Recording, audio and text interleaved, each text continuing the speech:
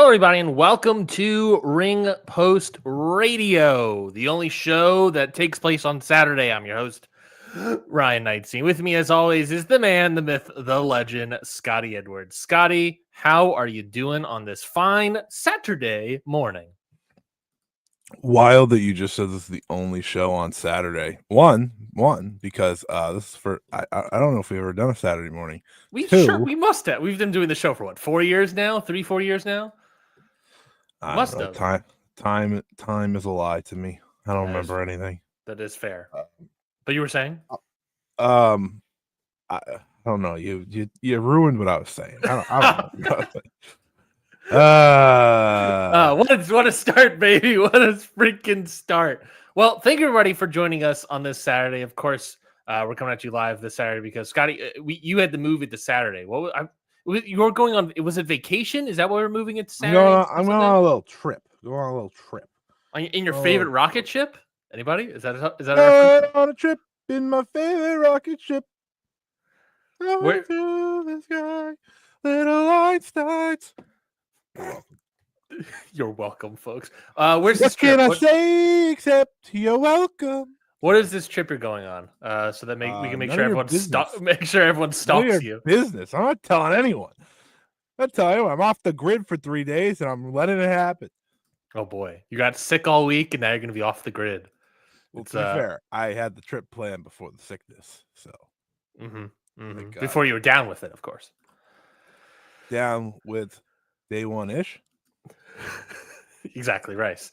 And that's the classic way to open the show for anyone that is coming into us on Saturday for Ring Post Radio. That is our classic way where we just sort of say words until sentences happen. I say we get to the show. If Scotty is unwilling to say what his Scotty vacation is going to be, then I think that's fine. Because I think we have a lot of. Well, hold on. Are you going to go to? Absolutely not. Oh. Why would I go to Detroit? Yeah, that's fair. All right, let's get to the goddamn show. We have a lot to get to. We're going to talk about AEW Full Gear. Obviously, since we are recording this today, Full Gear is next week. We will be returning for Ring Post Radio on Sunday, the 24th, following Full Gear. So you'll get those immediate reviews and immediate reactions, everything. The Sunday, our normally scheduled Ring Post Radio Sunday. So today we're going to preview Full Gear with what they have next week. Correctamundo next week, the 23rd. So we will preview Full Gear next week with whatever card that they have for us today. We're going to talk about Noah, the Akitoshi Saito retirement show, which also has a bunch of title matches on it as well. We're also going to talk about the New Japan and Stardom, aka Bushi Road Historic Crossover 2, happening as well, I believe, on Monday, if I'm not bold mistaken. To even include New Japan in the title, but yeah. Well, I feel like it's bold to include Stardom. I mean, Stardom's owned by New Japan, so it really should be New Japan Historic Crossover 2, right? How dare you? How dare you? New Japan couldn't care less about this show if they tried. I can't wait for Noah and Marigold Historic Crossover across, actually spelled CROSS. For that show to happen. It's already happening on Monday Magic, to be fair. I was gonna say they're already way more involved on Noah shows. I'd argue. Yeah, that might be true. And of course, we got some news to start off with the show. So we'll start off with said news. And that news is, of course, the Hall of Fame. The Wrestling Observer Hall of Fame class has been unveiled. We talked about a preview of everything, gave our ballot results last week. And we got the actual results of all the ballots coming in from Wrestling Observer yesterday, as of time we're recording. 9 new acts came in, and these 9 new acts that have come in from most percentage to least, but obviously all of them above 60%, are Roman Reigns, Shingo Takagi, Paul Orndorff, Johnny Rougeau, the Young Bucks, Los Hermanos Dinamita, Shima, Johnny Saint, and Bobby Davis. So those are your 9 acts entering the 2024 Hall of Fame. I guess I should just say entering the Hall of Fame. Scotty, give us your first thoughts on those 9 acts entering the Hall of Fame. Obviously, you were pressed to acknowledge at least one of those. Yeah, it's a good list. It was a good list. It was a big list. Good, yeah. Mm-hmm.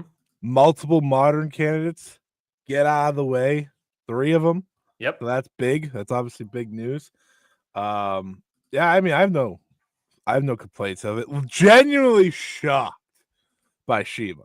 Like, yes. Not because of like Shima not doing anything. Like, Shima obviously has a very historic career in 20 years, and he was Booker and blah blah blah blah blah. Just out of nowhere, this guy flies into the Hall of Fame. But good for him. And to be clear, when you say flies into the Hall of Fame, he actually flew. Oh, it is. Yeah, he actually flew. Last year, he had 23.4%. This year, 60.3%. Got in on 2 votes. 2 people were the additional votes needed to get Shima into the Hall of Fame. He grew year over year 158%. insane. The Genuinely biggest growth out of everyone on the ballot, obviously. But yeah, going from 23.4 as like not really feeling it too much to immediately in the Hall of Fame is an insane surprise from Shima here. It means anything's possible, right? Like, I don't know what changed. Did him like slumming it in GLEAT help? Like, I mean, I doubt it. I highly doubt it. Is it him dressing up like Ricochet and did people? blackface? I was gonna say, did people see him team with Ricochet? It was like, oh, that's Shima. Like, I don't know. Good for him though. Like, this is it was a great year for Dragon Gate. Yes, I'll say that. This was the year to celebrate Dragon Gate, seemingly out of nowhere. Mm-hmm. Now they'll try to make it go back to back next year with Mochizuki on there. It's just wild to me though, and obviously good for him. And I think the best thing to say about Shima is he helped create a style that has really just taken over wrestling. I don't know if they've ever been able to. A lot of people try to follow in that Dragon Gate style. I don't think anyone's really able to nail it as much as they have and continue to do all these years later. But you want to talk about influence, you want to talk about significance. I like seeing him get in because it means we are respecting and recognizing Dragon Gate's place in history as well, which is obviously. And it's not just off the backs of Shingo, right? Like, Shingo getting in, a lot of his case hasn't having to do with Dragon Gate as well. But Shima going in, it feels like the 1-2 punch of like, we are certifying Dragon Gate as a historically significant promotion in the history of pro wrestling, which I enjoy. Will we ever get there? Will we ever get there in modern US and Canada? I don't know. We'll figure it out. Almost like that's how Ring of Honor should be seen. But it's not. Well, so. I guess actually in some ways the Young Bucks going in is part of that. I mean, I think more so the historical significance of AEW, but they are the first act to go in without being in WWE at all. Did AJ go in before he went to WWE? Big AJ? Not Big AJ. I don't think Big AJ is in the Wrestling Observer Hall of Fame. Last I checked. Yet, of course. Eric Justice himself. Okay, let's see. When did AJ go? Eric Justice. Let's see. He went in 2017. Anyone that's wondering, that is AJ Styles. He only calls him AJ, so I just want everyone to know. AJ, guy like me thinks Big AJ first. He came and you gotta know, in the modern voting category, you mean not historically. Obviously, like there's regions and whatnot. Yes. Yeah, in the modern US and Canada, I believe the Young Bucks are the first one. AJ won it in 2017. He came into WWE in 2016. But I believe, the Young Bucks, if we're going to certify like the smaller promotions, I guess, quote unquote, compared to WWE, I believe the Young Bucks are that first act that went in fully without ever going to WWE. Obviously, they went to New Japan and all these sort of things, then obviously helps as well. But I think that's a massive thing. It's the start of that sort of log jam of only seeing WWE as the big massive thing, as like the the finish line for a lot of these people, and start showing that there's viability outside of that WWE threshold. Yeah. Roman Reigns. Oh, go ahead. There's a lot from this year's class that raises many talking points, which I think we'll naturally get to. But obviously, looking at the Young Bucks, it's a credit to what they've done. It's a credit to what they've accomplished, and they were always going to get in. I think it was a genuine shock for some. They didn't get in year one, but they're in year two, and they helped change wrestling in the US. They're international wrestlers as well. They competed in Dragon Gate and New Japan, and the list goes on and on and on. I don't need to explain the Young Bucks credibility. They've competed everywhere other than WWE, basically. Yes, and they did a different road, and that brings them a long way. They actually got in because of their TNA run. Anyways, so this is value. This is great for TNA, obviously. Yeah, finally. Giving them some value as a group. Looks at Samoa Joe on the ballot. Never mind. TNA does not look good after all this. But obviously much deserved. Yes, so Roman Reigns got in the top of the card here, 66.7%. Bobby Davis was the last at 60.2%. Bobby Davis got in on 1 vote. Johnny Saint and Shima got in on 2 votes, so very narrow margins. Every vote Bobby Davis got in on 1 vote. Bobby Davis, non-wrestlers category, famous historical pioneer manager, got in on 1 vote. You're welcome, everyone. What can I say? You're welcome. And Johnny Saint, of course, got in. He also had a massive push up from 44.4% to 60.3%. He's representing the rest of the world here with one of the thought process here that Big Daddy fell off, and that allowed Johnny Saint to go in. But also notable because Johnny Saint was on that 15-year mark. If he didn't get over 50%, he was going to fall off the ballot. And not only did he get over 50%, he got over 60%. So he is officially in the Hall of Fame. The other person that was at that 15-year mark was Hurricane Ramirez. He got 40.9%, so he is falling off the ballot for next year. Tough. Modern U.S. and Canada, Roman, Paul Orndorff, and Young Bucks. I think we have a lot, we've sort of given all of our big thoughts on all of those people. Japan, obviously, Shingo and Shima. I think one of the big theories I had about Shima going in is, and the massive boost is people probably really looked at Shingo's Dragon Gate stuff and then saw how important Shima was in there and was like, okay, yeah. So I wonder if that was part of it. That would be funny. Historical U.S. and Canada, of course, Johnny Rougeau, and Mexico, Los Hermanos Dinamita, finally getting Cien Caras into the Hall of Fame. And then Bobby Davis, of course, and non-wrestlers. I guess we'll look at, this is everyone that's above 50%. If you want to know, this is going to be our new high scoring leaders of the ballot right now. This is everyone that above 50% that didn't get into the Hall of Fame this year, but seem prime and ready to get into the Hall of Fame next year. Ready to talk about this, Scotty? Yeah, I'm ready. So you have Bobby Bruns, Junkyard Dog, Hayabusa, Dorell Dixon, Ted Turner, CM Punk, and June Byers. And then if you wanted to look at one person that's outside the 50%, 49.8, basically a round up, but is the leader in rest of the world, that'd be Jose Torres, who was a big Spanish draw. So that's everyone that's very on the line to get into the Hall of Fame. Any thoughts on any of those people potentially getting in next year? Hey, if Punk's a good boy, he's getting in. That's what I'm hearing. Yeah. As long as he's a good boy for the next year. As long as he's a good boy for a whole year and his drawing power maintains, I think people would be like, oh yeah, CM Punk easy. I'm not worried about that because I'm pretty sure him and John Cena are gonna have one more match, and so on and so forth. So, good point. It's gonna work out well for him as long as he doesn't crash out. Which you never know. You can never be too safe in assuming. So I see June Byers on there. Yep. Obviously, because I think there is a bigger topic to discuss when it comes to women in terms of the Hall of Fame. Agreed. Just based on percentages, except for Trish Stratus.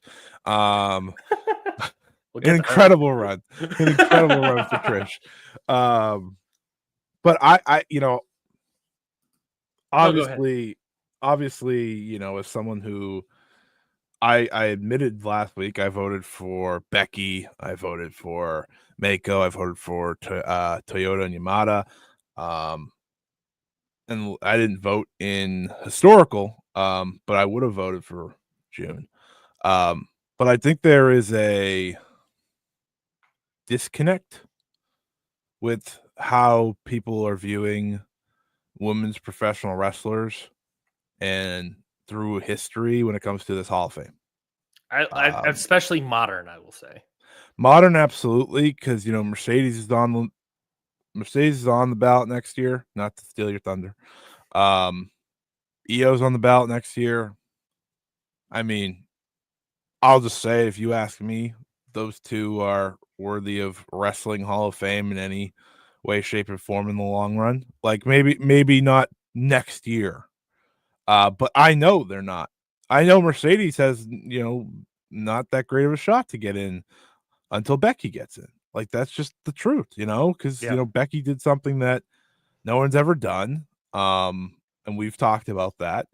And I still think, she deserves a lot more respect in ballots. And listen, I understand everyone has so many votes and so on and so forth, but at the same time, when we look at the Hall of Fame and the women that are involved, yes, it's all-timer of all-timers, right? But at the same time, you have to, for example, Kota Ibushi's in, okay? Kota Ibushi's a great professional wrestler, and he's in the Japan category, so it's different. But I look at Kota Ibushi and what he's done since then. Sure. Right? And it's like, it feels like he got in right. Same thing with like Nakamura. Got in right at the right time. He got in right at the right time. And I look at someone like Becky Lynch, and it's like, what? She doesn't need to do anything more. She doesn't. For historical significance alone, to me, she doesn't have to do anything else. Right? Is it because people don't view her as a in-ring, like, great all-time in-ring wrestler? That could be fair. That's subjective. It can be fair. That's fine. Yeah. I rate Mercedes Moné as higher, in terms of being a worker. Sure, but they're both great workers at the end of the day. But at the same time, I don't think Becky's going to do anything in the next year or so that is going to add to the case. Well, she's going to come back and she's going to be a drop. We'll see on this Netflix. Let's see if she pulls a Mike Tyson and ruins the Netflix servers. I think for her sake, she could avoid that. We're using the buffering wheel from Becky Lynch's draw case. Yeah, but like this is just an overall thing, and it comes to also, more women's voices involved in the voting process, so on and so forth. But this has always been a problem for me. I think a lot of wrestling fans, a lot of wrestling people do not look at women's wrestling the way that I think it should be respected and viewed in present day. We've made a lot of strides, obviously, here in America, but not enough. I think, I'm going to watch EO go on this ballot. And listen, she's going to go modern and she's going to have a tough time. I know that. Yep. If you put her in Japan, though, she should be a shoo-in. That is a true fact. Not only a shoo-in, but arguably maybe one of the better candidates. I mean, Japan is going to be like the best. Literally, Scotty, the best person representing Japan is in the non-wrestlers category, and that'd be Bobby Bruns.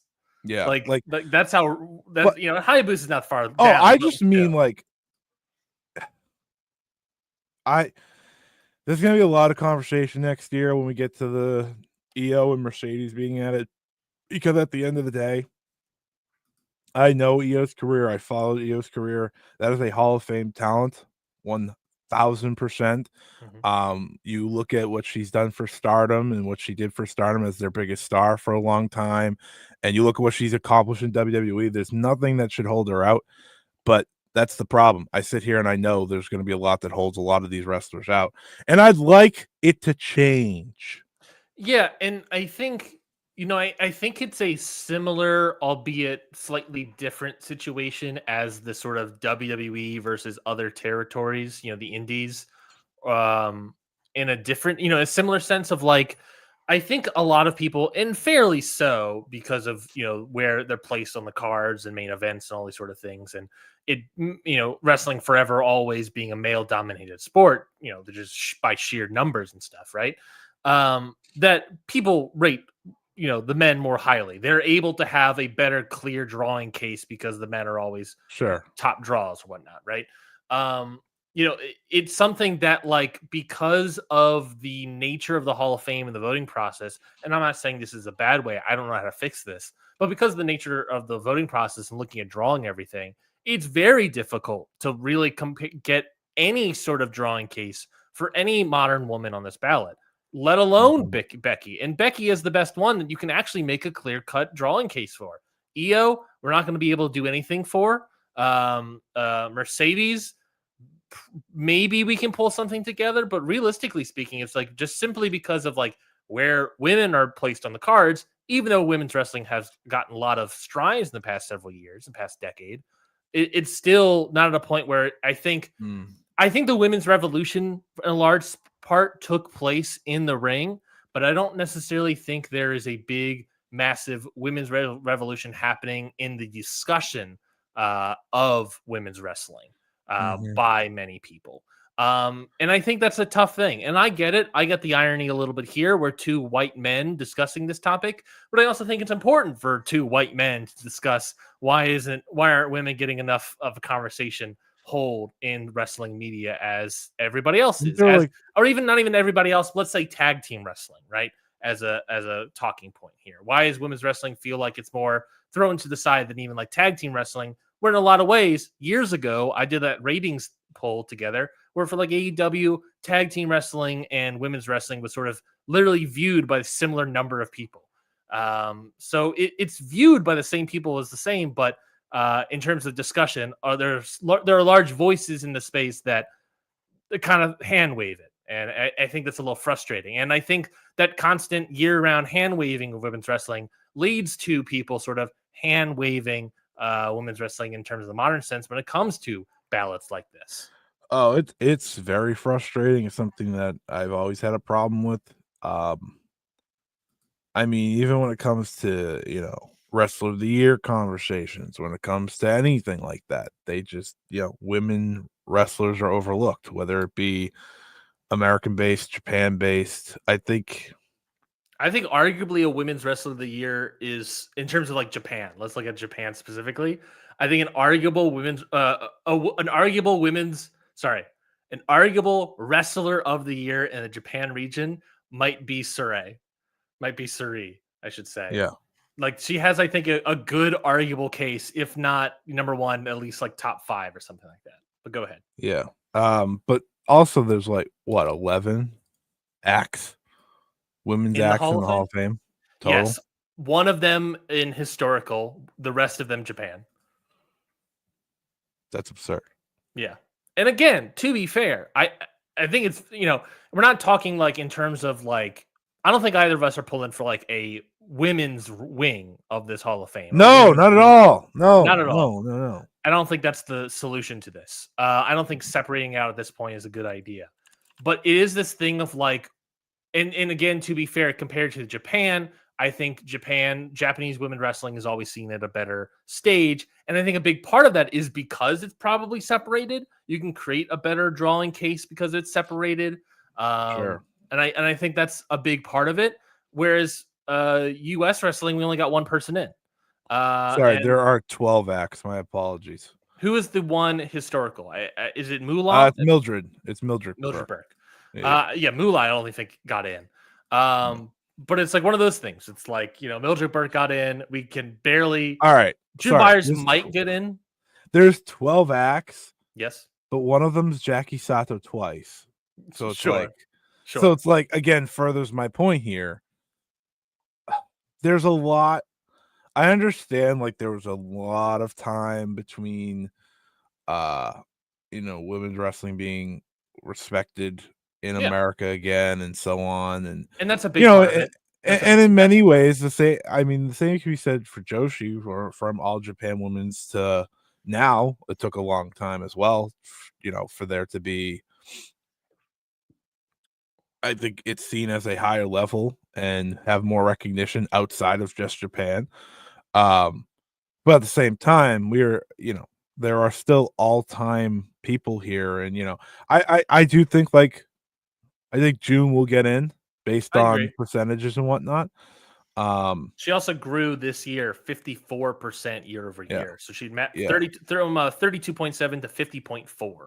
right. But there's even a lot of people. There's even a couple people from the All Japan Women's Days that aren't even on here. I don't even Mhm. think have been on the ballot before. So Yeah. it's like there's just a change that is needed. And listen, I know I'm not the one to force that change. Like you said, I am a white male. I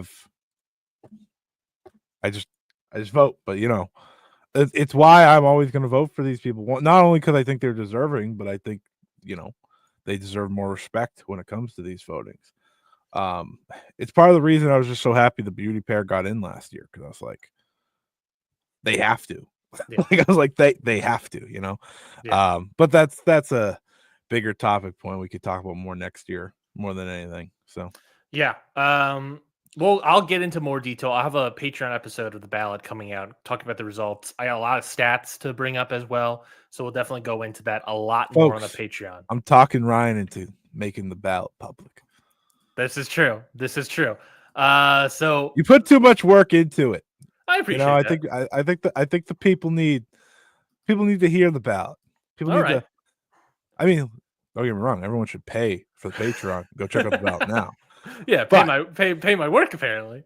yeah. But still, Well, I want everyone to listen. I know not everyone can pay, and so on and so forth. So I appreciate that, Scotty, and I'm definitely heavy consideration here. But at the very least, I'll have a paid Patreon episode of the ballot coming out, talking about the results, talking about a bunch of stats coming out very shortly. Not very shortly, but very soon, later this week, maybe tomorrow or Monday or something like that.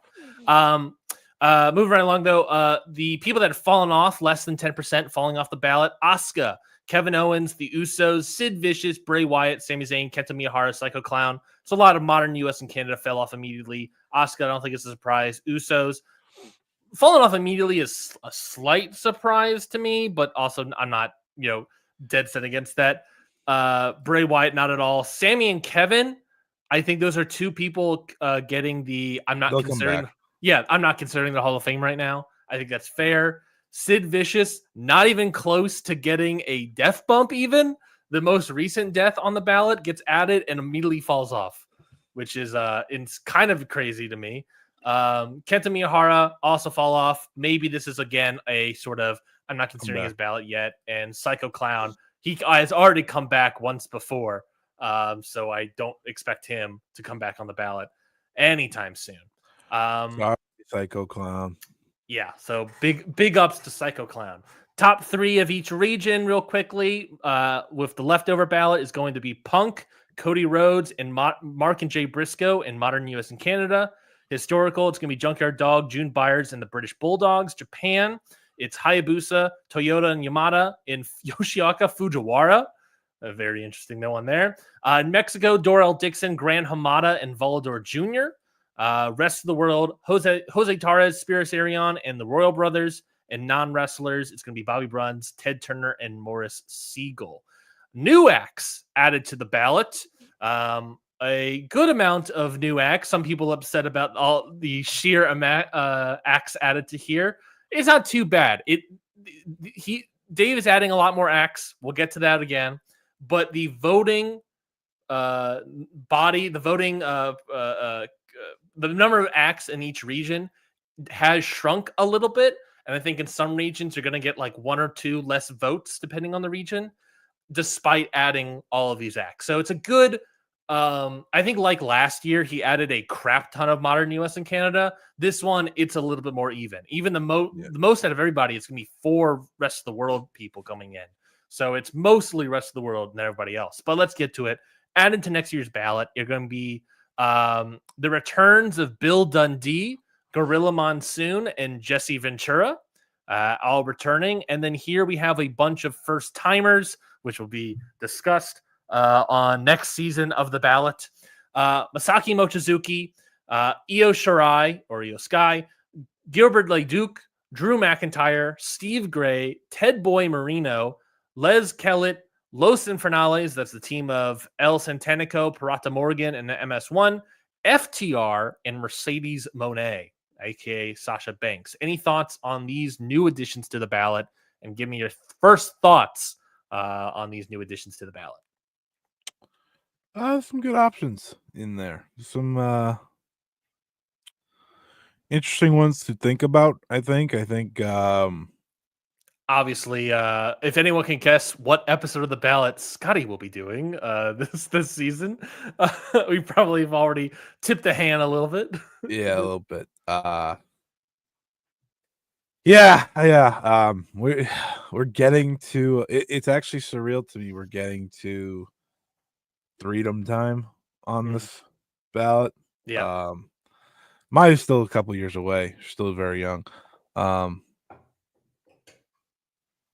Yeah, it's gonna be fun. It's gonna be fun. Mercedes is gonna cause a lot of talk.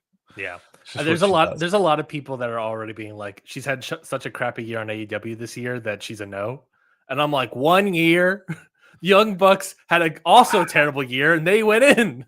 I know. The Young Bucks had a worse year. I understand that there's all these other cases and historical significance, all these sort of other things, but one bad year, you're saying no? Come on. I mean, Mercedes has significance, though. It's like, I can't base it off just AEW year. I think that's poor. I think it's a poor way to look at it. I think, and again, there's a lot that can happen in a year for her too. Let's see if Hazuki turns it around a little bit. Listen, she's probably the most unique, modern American women's wrestler on this ballot because of what she's done. She was a draw in WWE. We've talked about it. I mean, there was once upon a time, you look at the TV ratings, she was the draw of SmackDown, not Roman Reigns. Hall of Fame. Yeah, exactly. Who's in the Hall of Fame? Roman. So like that's, there is a look at that, and obviously a great in-ring wrestler. I think she's probably the best North American women's wrestler probably ever in terms of in-ring. I just think like at her best, she's that good. Main events WrestleMania, blah, blah, blah, blah. Like, all these things that go into this. If you just base it off 1 year in AEW, that's criminal. That goes back to our earlier conversation of how people react and treat the discussion of women's wrestling. Is one bad year, and it's like, nope, she's a no. Just like hand waves, and it's a little frustrating to see that. It's ridiculous. I mean, we don't take people out of the Hall of Fame, but if we're gonna go with bad years, take Kota Ibushi out now. Take Shinsuke out. Kota Ibushi's year has been so bad. Just take him out. FTR being added, I think, is also a very interesting conversation. Obviously, with the Young Bucks going in, the Briscoes possibly going in, circling the drain there. I think FTR being added to the ballot. Than either of those teams, but they do have the WWE aspect to it, plus a crap ton of championships. Yeah, I know. I don't think they're I don't think they're necessarily a Hall of Fame tag team, but I definitely think they're going to get votes for sure. They'll get votes. But like the Usos, to me, have a better case than them. Drew McIntyre also getting added, I think, is very weird. I get why he's on here, but I think he'll get fallen off immediately. That's my immediate thought. Yeah, without doing any research, I can't see him getting many votes. No, because he also has like the Shingo issue where like all of his top stuff is during the pandemic. So it's like, okay, we're gonna go based off of basically work, a little bit of drawing, maybe, and historical significance. I don't really think there's much there, so it's gonna be a tough day there. A lot of rest of the world: Gilbert Leduc, Steve Gray, Ted Boy Marino, Liz Kellett. I'm excited to learn more about them.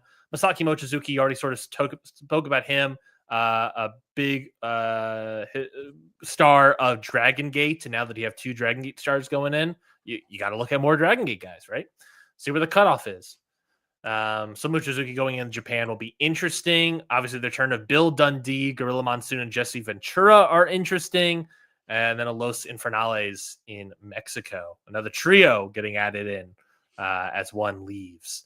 So this will mean, I think this will be an interesting topic next year, an interesting season for me, I will say, for the ballot next season.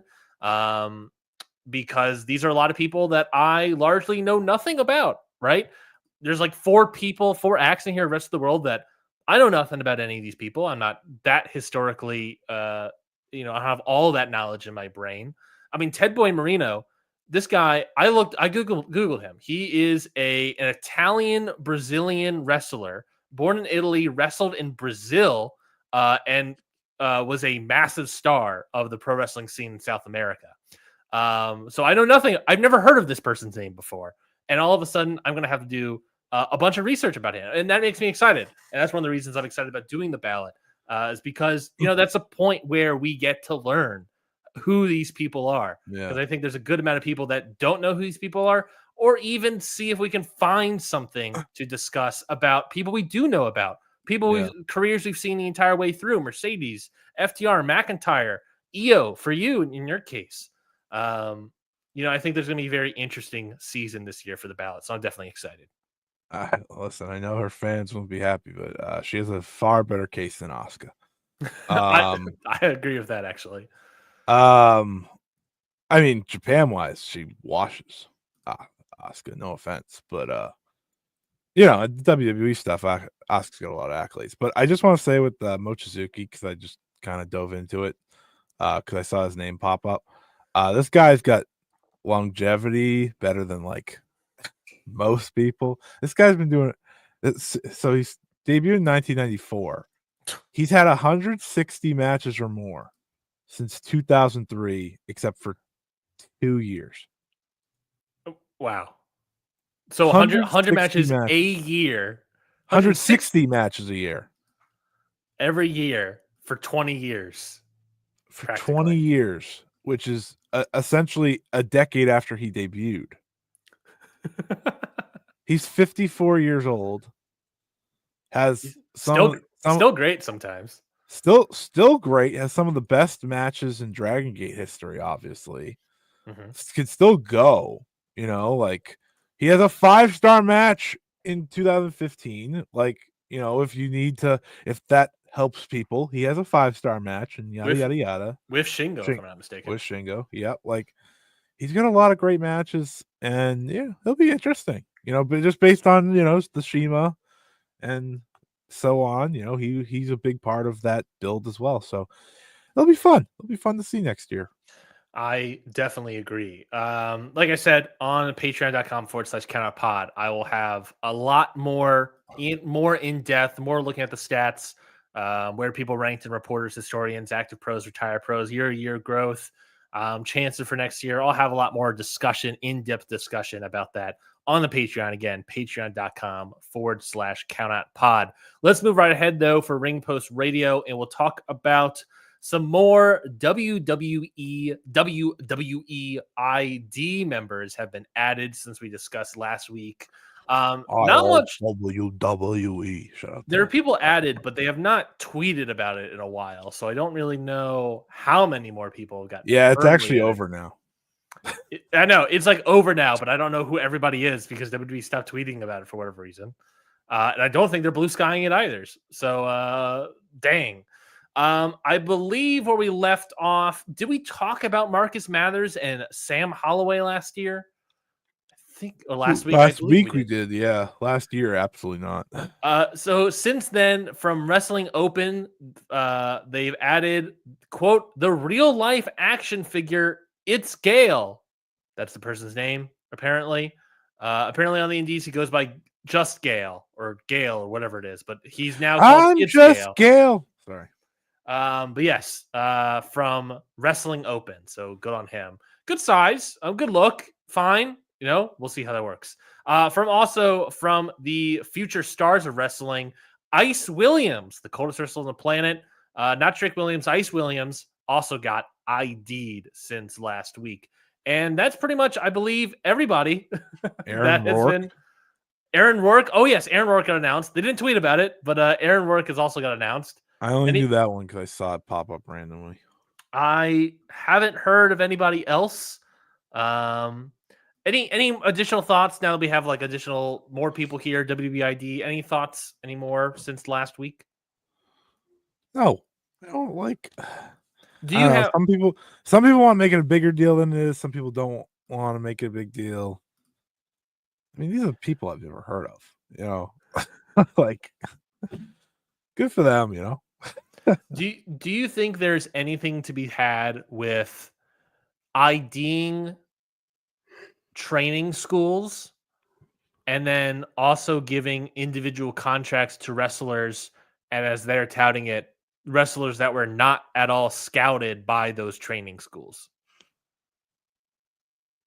Do you think there's anything there? There's anything like, well, then why do I go to these schools? Because I can just work the indies and I'll still get scouted. I'll still get an ID. Yeah, it might hurt the schools a little bit, but at the end of the day, the schools still have the best pathway, I'm sure.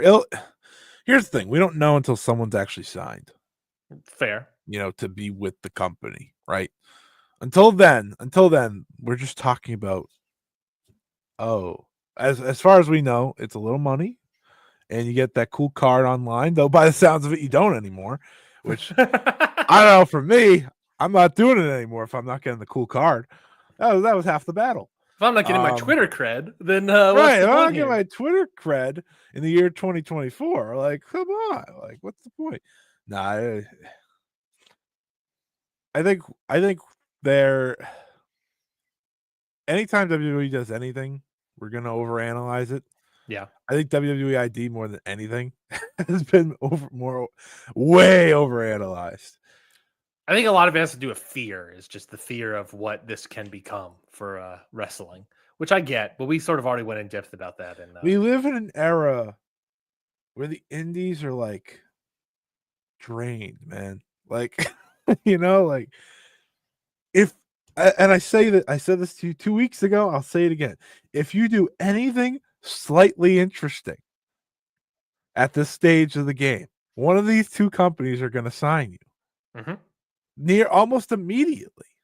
It's just how it goes. And that's the problem. There's no one going international anymore. The few that do come back and they don't get contracts, which is crazy to me because they're usually the ones that should. I.e. West Coast Pro. Right, West Coast Pro's doing the right thing. A lot of their wrestlers head to Japan. And I'm watching Titus Alexander get Noah spots. And I'm watching Titus Alexander face Kevin Blackwood for the West Coast Pro title in Shinjuku face.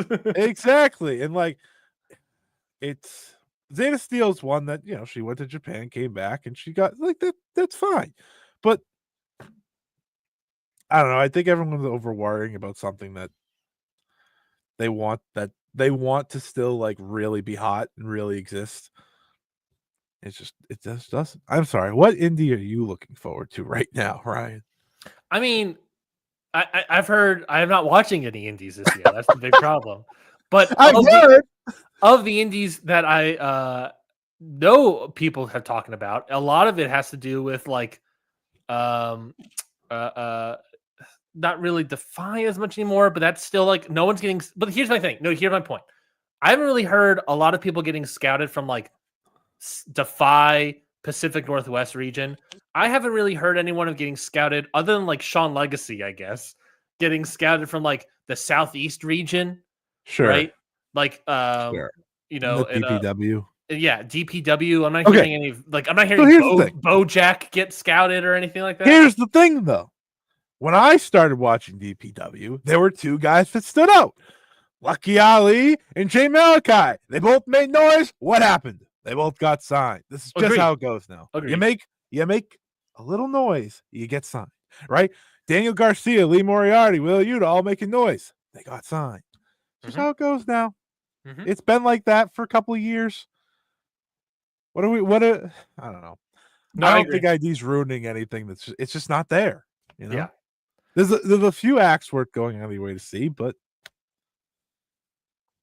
people need time to develop. You know. To my point, none of these WWID people are in the two indies that I probably more tend to watch, Defy and DPW. I guess the good thing about these ID folk is that they're unknown. So, like, for the most part, that means they're looking to people that have to, try to build up their name. Mm-hmm. In a way, no one's going to take it this way, but I will for fun. In a way, this might push some wrestlers to go above and beyond. Yes, you got the ID, but you want to make it to WWE. Sure. This isn't a guaranteed contract, maybe. I don't know. I just want something to let's wake up someone, anyone. Yeah. Everyone's signed. Yeah. We got to have more stars, like there's a reason I celebrate rookies debuting in like Joshi, because it's like new talent, good, and they're not going to get plucked away. So I understand it's a little different, but at the same time, we sit here and I ask you about the indies, and you're like, well, Defy's not. I don't know. And it's like, that's the point. Yeah. GCW, I watched Blake Christian come back in the whole lights out, lights on thing, and no one cared. Well, that's Blake Christian. So I don't like them. I'm just trying to video, the greatest video of all time. I just looked up Cappuccino Jones wrestling, and I'm trying to see if I can find any matches of his. I believe I found 4, and the only one against any wrestler that I recognize is him against Barrett Brown. Other than that, I don't really recognize anybody. Last news item before we go is going to be about where are we going? Speedball Mike Bailey. Well, we don't know where he's going, and that's the question here. We do know. Well, we do know that he is no longer part of TNA. His contract expired November 1st. So as of today, he is not a TNA signed contracted wrestler. I also heard through the grapevine, Scotty, that apparently his visa is due in January. So if he wants to stay in America, he is going, obviously being a Canadian wrestler, he's going to have to sign to a company, WWE or AEW, or I guess also re-sign TNA. But the fact that he didn't doesn't seem like that's a big possibility. So the question is where he's going to go. According to Fightful Select, sources close to Bailey and talents within TNA have claimed that the former X Division champion will soon put pen to paper with AEW. Jesus Christ. Furthermore, it said that if Bailey was headed to WWE's main roster or NXT, TNA would have not needed to write him off of television, as the two companies are still active partners. I don't know if that's necessarily true. That's not true. So I wouldn't read too much into that. Earlier this summer, Bailey was reportedly backstage at AEW Collision taping to visit some friends. So thoughts on Bailey leaving TNA and thoughts on Bailey. Dave Meltzer couldn't confirm this in the latest Observer. I should also note that he's going to AEW. But thoughts on him most likely going to AEW. There's so many ways, to attack this one. Number one, I'll say TNA lost their best wrestler. That's true. In my opinion, this year. For me, it would be him or Jordan Grace. So. Oh, very. And they're losing both of them. So. Good point. Just in time, I think they're losing arguably their 3 best wrestlers. Made a little bit of buzz. Yeah, right. Lost Speedball, lost Grace, and probably Alexander too. Right. I saw Josh Alexander's agent was at the PC yesterday. Not his agent, but his good friend. His good friend. Yeah.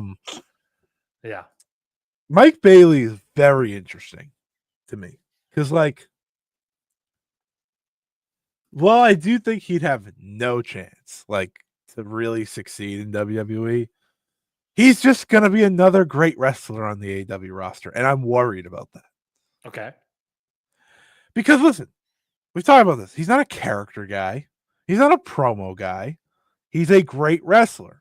Yes. It's why I find him such an interesting signing for AEW, because it's like, what's his role going to be? Collision? Yeah, probably. Probably. Because he's not going to get pushed. They already have a lot of wrestlers to push. it's difficult for me to fully analyze Mike Bailey because he'd probably have to do something out of the box for him to make a difference, if that makes sense. Because yes, he's a great wrestler and he's going to put on great matches, and you're going to put him in, a random singles match on Collision that everyone's going to be like, oh, you got to go watch this. Him and Commander tore the house down for 15 minutes. That's great. That's great. But I want him to do more. That's how I feel with signings now by these two top companies. What are they going to do besides have the great match? I saw someone recommend that, like, he's got that punchable, smug face. What if he went down the heel route out of nowhere? I'd be like, that'd be interesting. It'd be different. Yeah. That being said, I love Speedball. He's a great wrestler. Probably his best bet right now, instantly in AEW, is to form a tag team with someone. I was just about to pitch that. Go right ahead. I think if he forms a tag team with someone, we can be cooking right off the bat. Because he is a great tag wrestler. I was going to say, if you want to pull somebody from DPW, there's a little tag team down there. Speedball Mike Bailey and Jake something. You could do that. You could just pair him with someone on the roster too. Sure. Well, you could also pair him with a good talker, maybe like a Stokely Hathaway. Sure. That'd be interesting. And have them feud a private party. I could enjoy the oddball. Hold on. Oddball. You want Stokely Hathaway to be his tag partner? No, his manager. Okay. You said I'm saying like a Jake something, Mike Bailey, or maybe someone from the roster that's more of a heel heavy. Yeah. And then Mike Bailey. It's got to be a heavy, right? And then a Stokely Hathaway managing the two. Sure. I'm gonna look at the old AEW roster page, the old bit. See if I can get a big heavy man to team with Mike Bailey. But go ahead with what you're saying. Yeah, but I think this would make some people mad. But a thought I had was, since we have gone off with not doing Aussie Open anymore, I think Speedball and Mark Davis would be interesting. That's interesting. Because I'm sure Mark Davis isn't going to be a big singles guy all of a sudden. They're going with Kyle Fletcher, and I understand why. But I was like, that could be a fun duo. It could be a very good duo. Can I give you extremely babyface duo? Sure. Not a heavy, but we also know that he may be returning soon. Mike Bailey and Bandito. Oh, that'd just be great. Yeah, that'd be a good one. That'd be a good one. Where is Bandito? Can he come back, please? That's my point, though. You just proved it. Like, we got Bandito. He hasn't been around for a year, right? Mm-hmm. And then we're signing another very, very good to great wrestler. It's just difficult, man. It's a great place for him because, honestly, he would do good in NXT, and then he'd fly. He wouldn't make it in the main roster. I'm sure it's just the hard reality. Yeah. So it's a good spot. It's just there is so much going on. There is so much talent. There is so much focus. There are so many people that aren't around. Also, I would learn to start releasing people. There's no reason you should just keep paying Ricky Starks if you're not going to ever use them again. Miro, sure. I mean, come on. Yeah. I go through this roster page. The old standard. I was going to say, we've been through this many times. Danhausen. Danhausen's still on the roster? Yeah. That's insane. Yeah. That's genuinely insane. Yep. Yeah. I can see this is the random one that I know. I think this will move you. Oddly enough, I know he's in a tag team right now, but I feel like you would be big for Speedball and Dustin Rhodes. Hey, I mean, his tag team partner is out with a concussion or something right now, right? Guevara's hurt. Yeah. Of course. Of course. The sun is out. It means Guevara's hurt. It's a tough time for the guy. But yeah, no, I think Speedball coming in is interesting. I think him being a tag team to me is way more interesting. We talked about it before. I think the tag team stuff could be fun. I also think, here's the thing, why I think he might be going to AEW, not WWE, is one, if he was going to WWE, he would show up on NXT. He would have been there by now, right? He would have shown up immediately, practically. I don't think they would have saved it for any reason. Unless they are doing that thing. Remember the whole Kevin Owens story that came out a little bit early this year, or not, like last month or something? Unless they're doing that thing where they want news outlets to report that AEW is getting a guy and then all of a sudden have that guy stay in WWE or whatever. Unless they're doing that thing and that's the news. I'm not saying that's the truth. I'm just saying that is a previous story that happened with Kevin Owens. Unless that's the thing, I will think that he will be going to AEW because NXT would have probably shown up by now. AEW, for whatever reason, does not like to build hype for a lot of people coming in and just like to do a lot of surprises. And I think that's a bad idea when it comes to, I don't know, ticket sales, ratings, all these sort of things. I feel like you should build more hype. A company that started off on a lot of, felt like a big hype machine for AEW has really cooled off significantly and became way more secretive than I think they need to be. And additionally, you know what, Scotty, I'll also say this. I wouldn't be shocked if this guy shows up in the Continental Classic. That makes sense. I think that's a good reason. If he's a great wrestler and he's about to show up very soon in AEW, why not throw him into the Continental Classic? He doesn't even have to win all of his matches. I definitely think he should win one or two, but he doesn't have to win all of his matches. He just has to have great matches to showcase himself. So I think that would be a good shout maybe for Speedball Mike Bailey to possibly show up. But at the very least, if the rumor of his visa going up in January is true, then this guy is going to show up somewhere sooner rather than later. It's just a matter of what that location is going to be. So I guess there's also the possibility that he could show up next week at AEW Full Gear. So, Scotty, let's start talking about AEW Full Gear. Why don't we? I genuinely... Is there more than 5 matches on this card? I'm looking at 9. One on the pre-show. I know that one. We all know that one, baby. That's my main event. That's my main event. Did you watch their Christmas music video? What? Excuse me, sir? No, but I will definitely be checking that out later. It is an experience. Perfect. What were we talking about? AEW Full Gear. We'll start off with that pre-show. We have 9 can't matches. wait to learn this card because honestly, I can't think of more than 5. I don't think all of these are formally confirmed yet, okay. but these are at least, you know, where things headed or you know, I'm just thinking of the graphics I've seen and I'm like, there's been 9 graphics? Yeah, I don't think we have 9 graphics. Okay. I think these are smaller than that. So on the pre-show, of course, we're going to have QT Marshall, of course, against the old internet meme,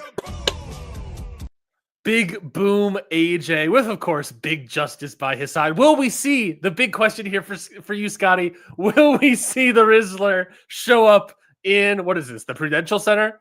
Yes, the Prudential Center in New Jersey. Will we see the Rizzler show up here in New Jersey, Scotty? 5 stars if he does. How does he play into the fall?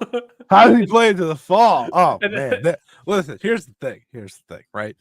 Get Big Justice out of here. We need the Rizzler in Big Boom AJ's corner here. Okay? We need it. We are born for it. This is the biggest match of the year for AEW. Just plain and simple. How did the singles match between Calamito and Kemonito fall last night? Did the Rizzler get involved? Is there a 3-way with the Rizzler now?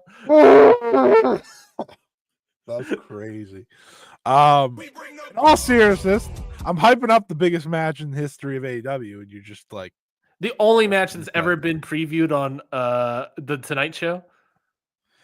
That's my point. This is the most promoted match in AEW history. If we just go based off Tonight Show, Dave on the Observer talked about this as a preview match and said that they aren't advertising at all. And I'm like, Dave, he was on the Tonight Show hyping up this match. Listen, Big Boom AJ put in the work. work.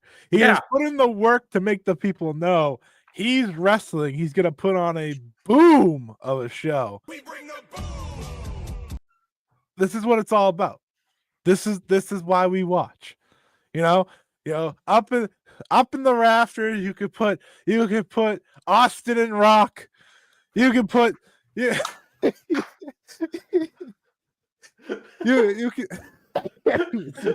Okada versus Tanahashi. The problem is Marshall's here. To me, it's Big Boom AJ featuring others. This is what it's all about. He's gonna hit the big boom elbow drop. I don't know if that's a move. I'm gonna make up moves for him. Oh my god! But if he doesn't do boom, then I'll be upset. No, brother. He gets QT into the corner and does elbow strikes. Boom, boom, boom, boom. Oh my god. 5 big booms. He is gonna be the best wrestler on this pay-per-view that says boom. I mean, he's actually the best wrestler in AEW that says boom. Wow. Yeah, that's right, Adam Cole. Take that, buddy. He's not even on the card. Yeah, nor should he be. Oh, rough. But Big Boom AJ should be. This is going to be the type of guy that, like, the Undertaker would watch, right? Be like, this guy's old-fashioned. He doesn't do too much. He keeps it simple. This guy's got a career, and then he learns he's like 49 years old. And then he's going to be like, oh, shit. This is what it's all about. This is what it's all about. I hope he has new gear. I hope he has a ring, jacket. Oh, man. I hope he wears a hat, because anytime he doesn't have a hat on, it terrifies me because I forget he has hair. This is what it's all about. He's going to bring the boom, boom, boom to AEW. And they're never going to be the same again. And they're going to announce it for the C2. All right, continue. We bring the boom. I cannot wait for this match. The memes alone will be great. I cannot wait. I've already ranked this. This is already the best AEW match of the year. Yeah, it's going to be a tough card to follow, but we're going to try to get our way through it. Honestly, hear me out here. Mm-hmm. If he beats QT Marshall. When he beats QT Marshall, continue. I don't like to assume things. You just never know. This is a sport after all. I'm putting him 1-on-1 with Samoa Joe. We bring the boom. Exactly. We're just going for the real. Samoa Joe. Here's my take. Here's my final take. Samoa Joe is built like an adult Rizzler. Yeah, they. Can you not see Samoa Joe doing the Rizzler face? Here's my take.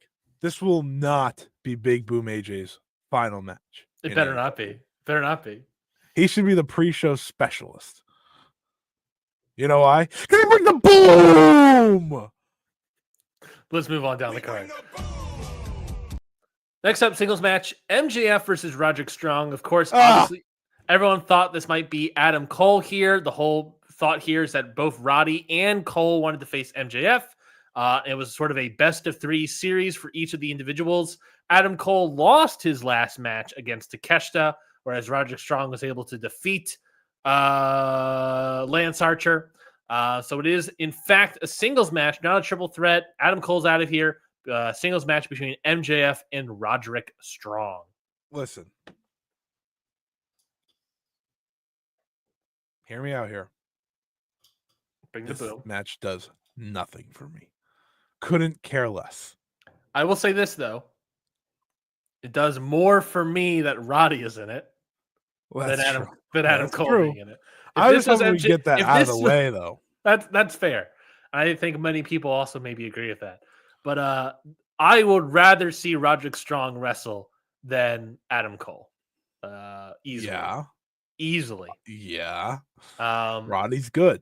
Adam Cole, I'm so disinterested in Adam Cole lately that he made me uninterested in the Takeshita match.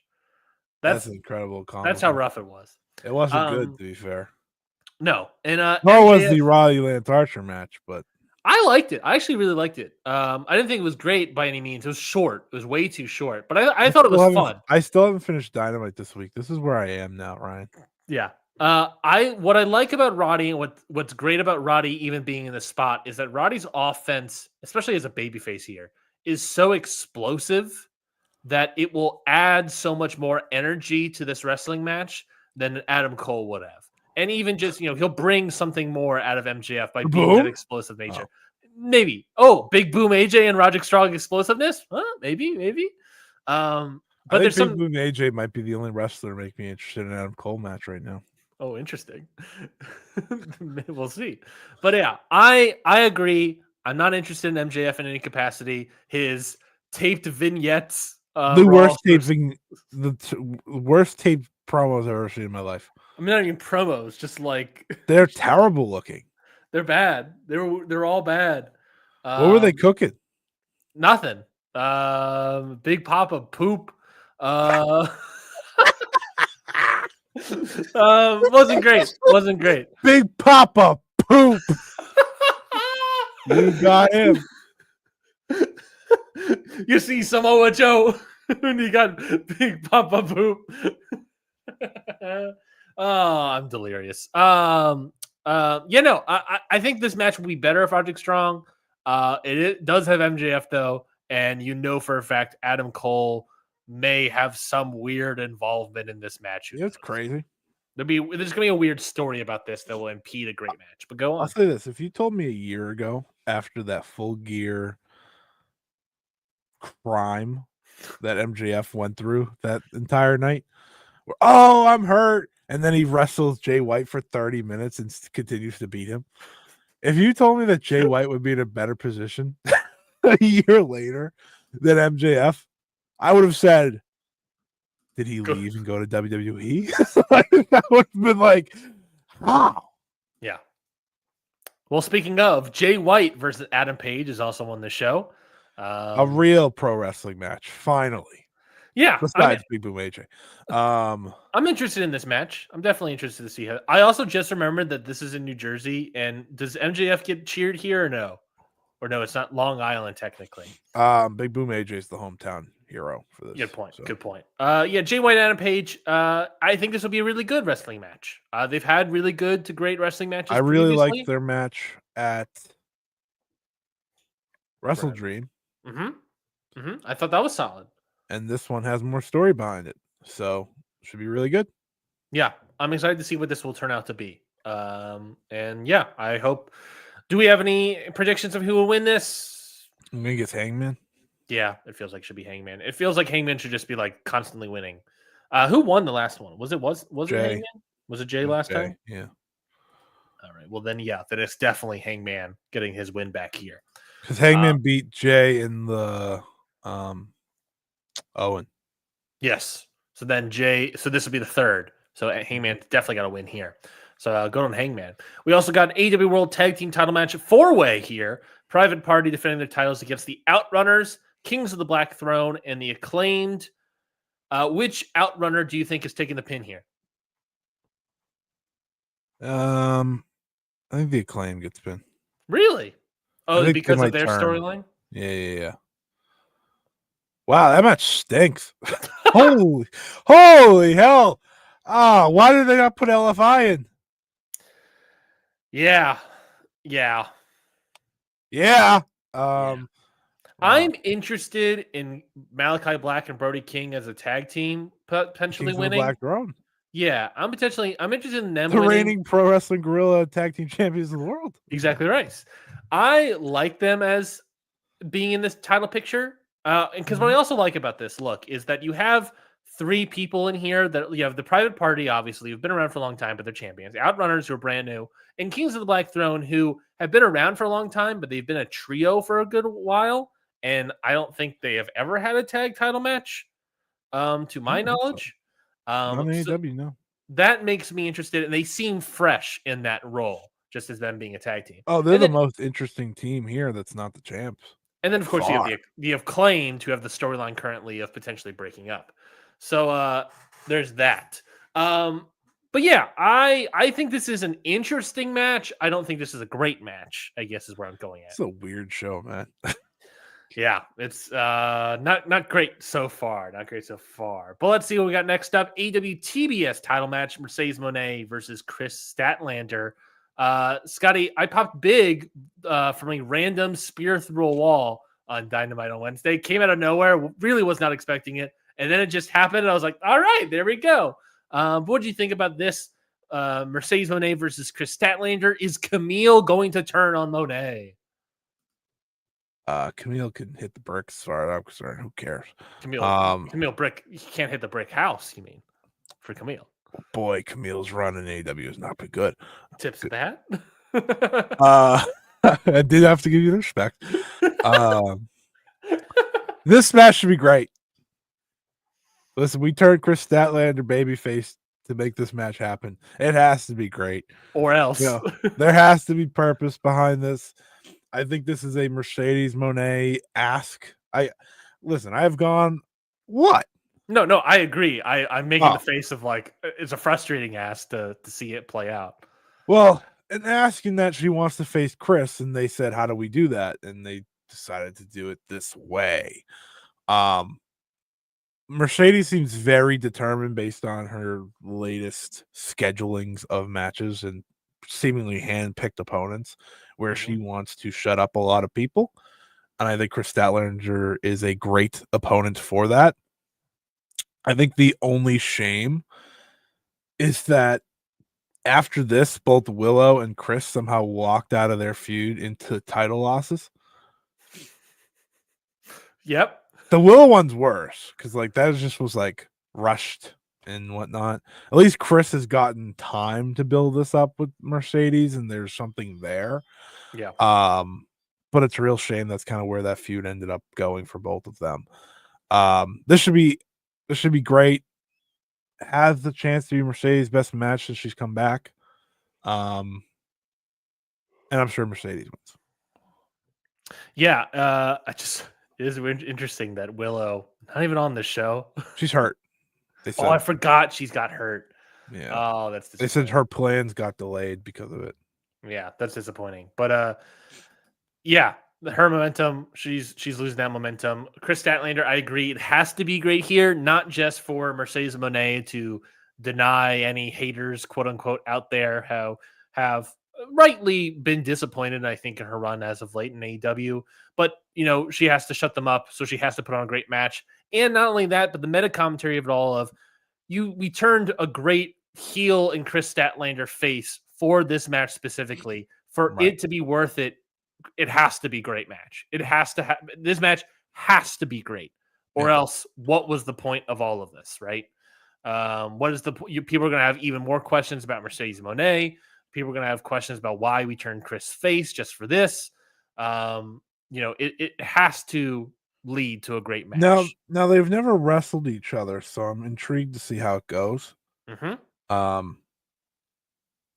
a reason I say it's make or break with her New Japan Strong match and not this one. Yep. But this needs to be great. This has the most non-storyline importance, if that makes sense, on the show. Yeah. So we'll see, but I'm hoping. Yeah, I'm hoping too. I think, basically what you got to do is Claudio Darby this match. They should have put Claudio and Darby on this pay-per-view as well. I agree. It's on Dynamite, so we're still getting it. But what I mean by there is, a better example, of course, a more apt example would be Charlotte, Sasha this match. Not be sloppy, but you gotta ragdoll Mercedes a little bit, Right. And just have Chris still kind of almost work heel a little bit here. But yeah, this match has to be great. It has a chance. It's almost like Chris should have stayed heel and Mercedes should have won a little more babyface for this. Maybe. Because I just think Mercedes could be a tweener very easily. Yeah, I agree. It's just weird. And then you have the Camille, the whole storyline there of her bullying Camille. So we'll see if that has any involvement. That could play into the finish. What a tough signing. Could look, I will say, is there any chance that Camille causes Moné to lose here? There's certainly a chance. and Chris wins, and this is the beginning of then Hazuki beating Monet in California. No, that's not happening. All right, that's right. I just said that because they typically we get a lot of windfalls of titles. We stack up a bunch of people. New Japan wanted that belt on her for over a year. Yeah, that's true. But I get what you're saying. That's funny though. I think so. Funny enough.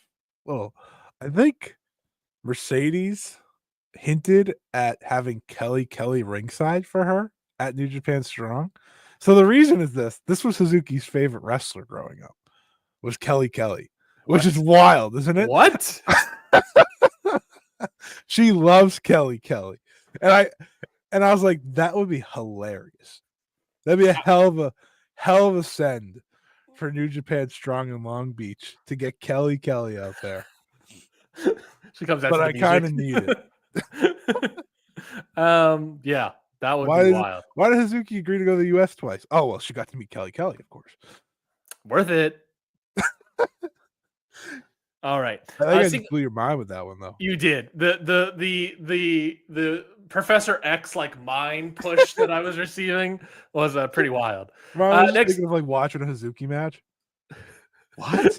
Every aspect of a Hazuki match does not work here. Singles match: Bobby Lashley making his debut for the company in singles action against Swerve Strickland. Big time match, big time debut for Bobby Lashley. Yeah, I'm very excited about this match. I think they have a lot of potential in the world for this match to be really great. Who's going to win is the big question. I think that's a fun question to ask because it's fun to not know. Swerve feels like he needs the win, but Bobby Lashley's coming into this company on his debut. Yeah, they both need to win. Fascinating. Yeah. So I'm very interested to see how this goes. I kind of think Bobby Lashley is going to squash, maybe not squash, but I think what you got to do is Bobby Lashley just has to destroy Swerve. Oh, you want to do a Lesnar Cena? A little bit, maybe less, maybe a little bit less so, make it a little more 50-50, but I think you should. Swerve can get his heat back later. I'm not worried about Swerve getting his heat back. And I don't think if you do a Lesnar Cena, it's just like an outstanding thing. Bobby Lashley looks like a great guy. Swerve is still going to be protected. He's still going to get his heat back down the line. He's still a massive star, so it's not going to destroy him. In the end, Bobby's going to put over Swerve. Exactly. You certainly shouldn't do it here. Exactly. I think Bobby needs to win. And Bobby needs to look dominant. Because not just does Bobby Lashley need to look great. He needs to look better than Shelton Benjamin. And Shelton Benjamin's been looking great. So I'm pushing for a squash here. A Lesnar Cena, if you will. He should hit the Dominator. Oh, 100%. And then David Finlay is out in Ireland being like, what the heck? What the heck? Does David Finlay live in Ireland? I don't freaking know. And I was I couldn't think of the country Japan for. Yeah, no, I get what you're saying. I think a glorified squash. Yeah. Where because I think you can play to the idea and I don't want to, and to be clear, not a squash of 2 minutes. We're not talking about a television squash. I'm talking about Lesnar Cena. It feels like it. Yeah, it's something that has meaning. Yes. To it. The only other answer would be the Goldberg Brock squash. That'd be the only way to make it work. It'd be an instant what happened type thing. But right? Swerve is not that guy. No.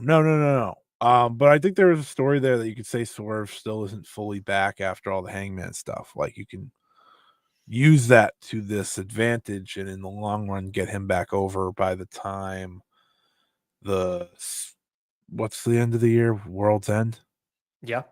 Yeah, you could build to that being the big match. I think it would actually be smart to kind of, in a way, take out Swerve enough so there's a reason he's not in the Continental Classic as well. Because, I remember last year when Continental Classic was announced, people were like, why is this person not in? Why is this person not in? I think I said that about Swerve, funny enough. Make there be a reason for that. Because Bobby destroyed him. We should get the Cruiserweight Classic. We should get the Continental Classic lineup on this show, you would hope. Maybe. I believe we got the lineup. Yeah, last year was the day before. It was the day of, actually. No, didn't they do like a special show? Oh, you're right. They did a special show in the afternoon. Yeah, let's not do that again. Yeah, I agree. We should get the lineup. You could do the special show, but announce the lineup before. Mostly because we want to talk about it. Agreed. Yeah. But yeah, and that's the thing. Like, again, I'm not talking about like a 2-3 minute squash with Brock over Swerve. I'm talking about, you look at the 2014 SummerSlam match between Lesnar and Cena, 16 minutes. Mm-hmm. Perfect. A perfect amount of time where it's not a squash in the sense of it's fast. It's a squash where it's just Bobby Lashley is a lion playing with his food. And that's what you got to see for 16 minutes. And I think that would be an outstanding match. It would put over Bobby Lashley huge, and it can continue the storyline. And I think you're right. The sense that like Swerve's coming back, he's a little banged up and everything. So I think it would still make sense to have Swerve almost lose here. And also he's going to get his heat back, so it doesn't matter. Yep. Next up, AEW TNT title match, Jack Perry versus Daniel Garcia. I don't think this is formally announced yet.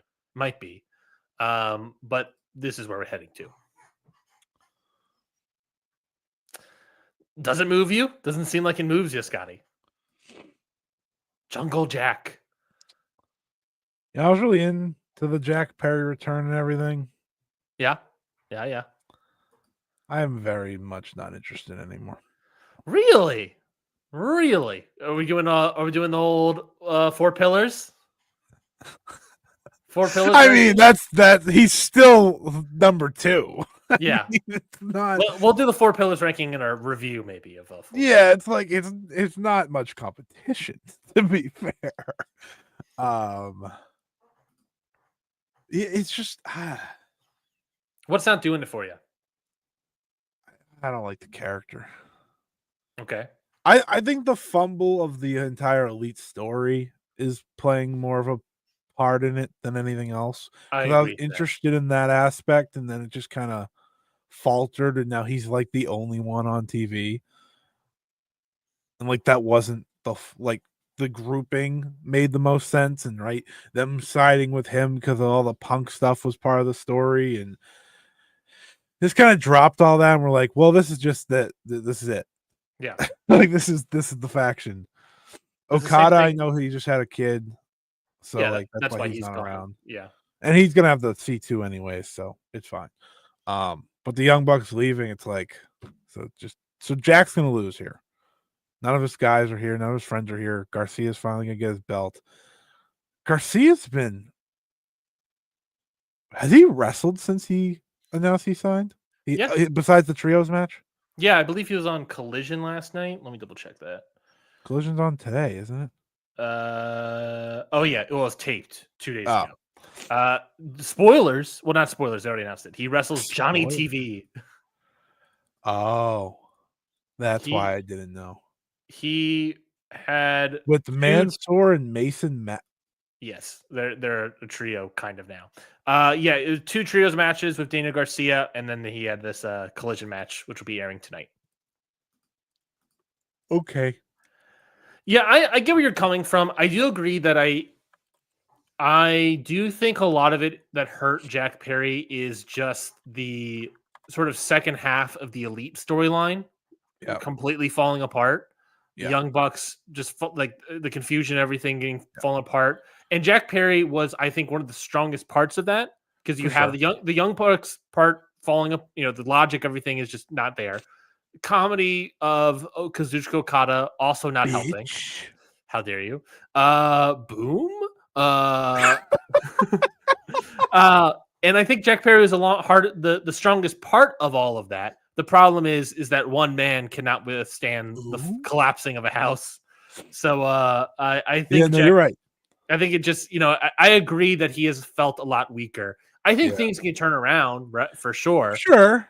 I think Garcia needs to win though, because we have 3 mid-card champions and they're all heels. Yeah. And I think Garcia winning I think there is a story to be told of Garcia winning and also entering the Classic. Ooh, that could be fun. Yeah, I think that would be interesting. Because Also, then he also doesn't have to win. Because last year he was what? He lost all the time. Did he win won his one match. He his won one last match. match, right? Yeah.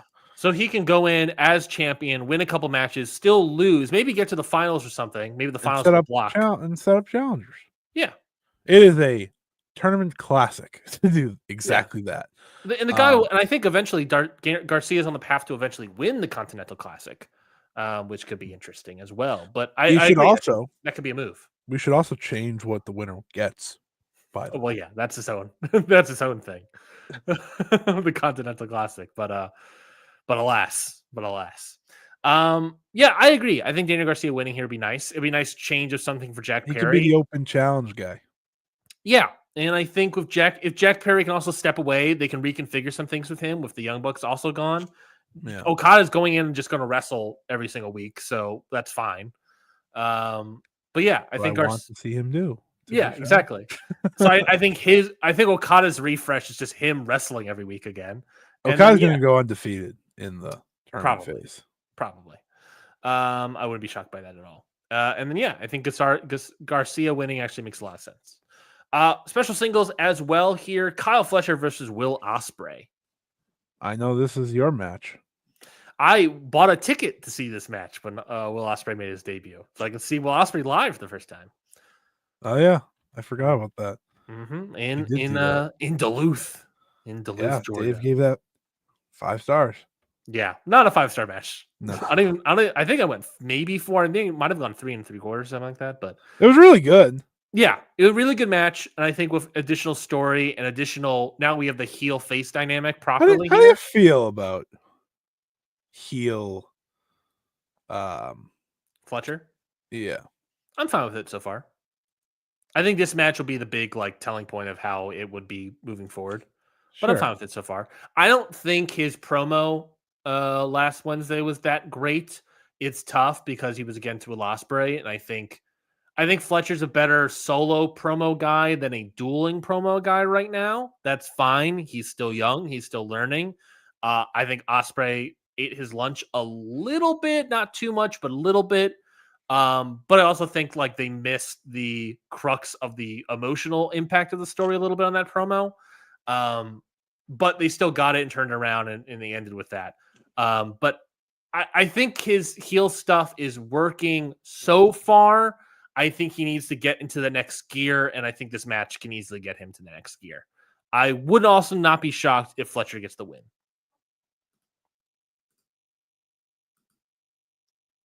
Yeah, you'd think he'd have to, right? Mm-hmm.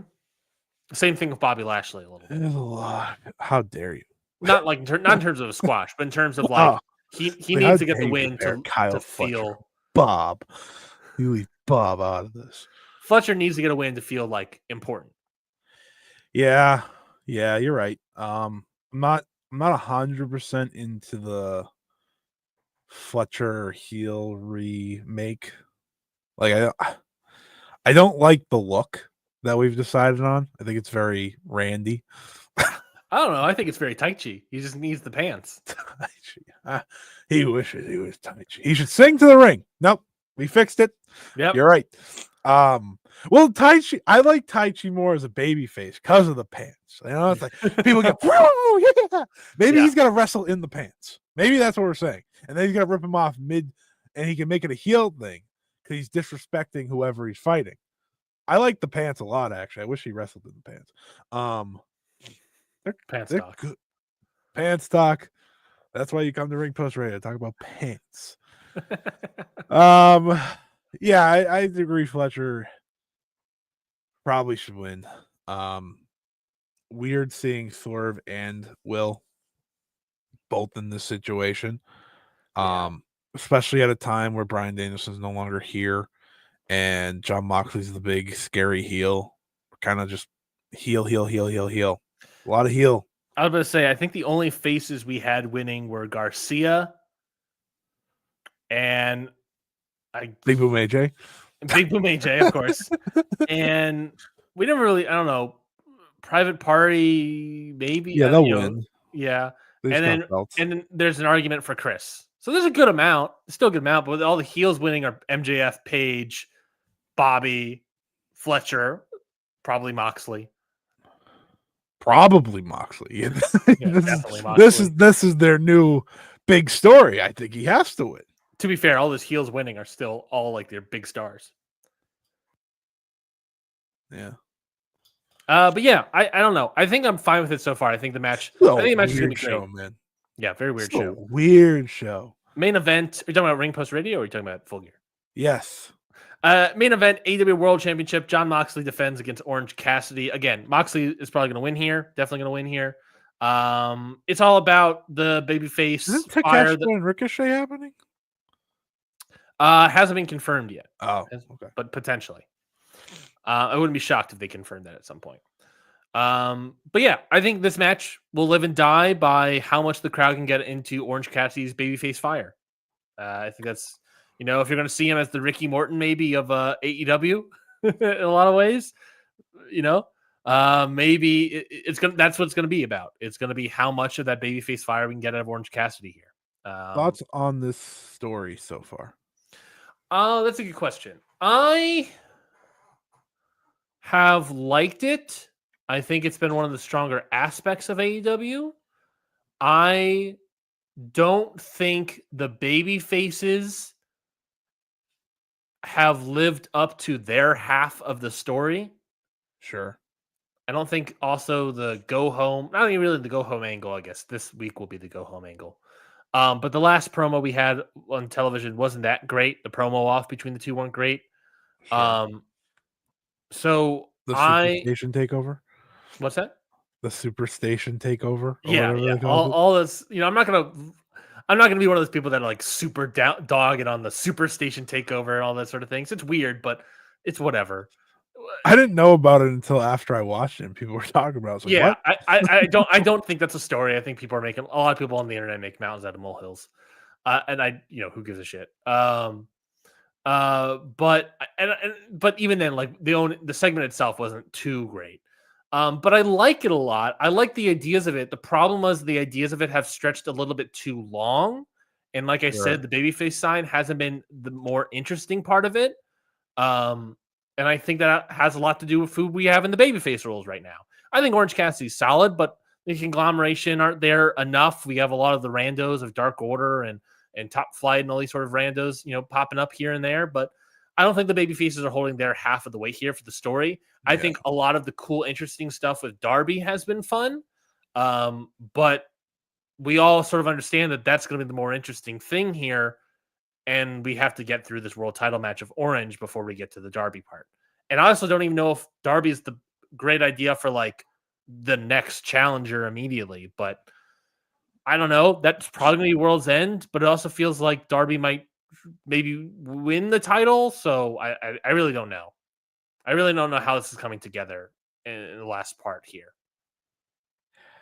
It always, in recent times, it feels like the long-term AEW story, like the big one that kind of runs the shows, can be they can be hard to navigate through as a fan. Yeah.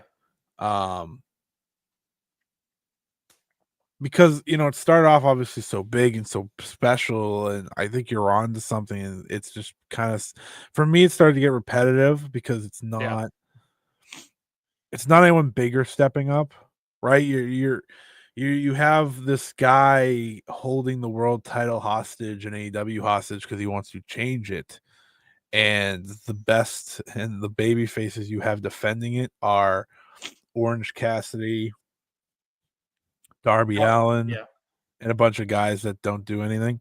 Alex Reynolds, right? Like Johnny Silver. I understand Ospreay and Swerve are busy and stuff, but there's more baby faces than them. But what I would also like for in the end, it's going to be the Elite that saves the day. That's also true. Kenny Omega will save it. Again. I'm not going to be upset about that, though. I'm not going to be fully upset about that. But didn't the Elite save the day against the Blackpool Combat Club? I think so. I think technically. which is essentially the same thing. Yeah. Well, who are the heels? Weren't the heels the Elite still?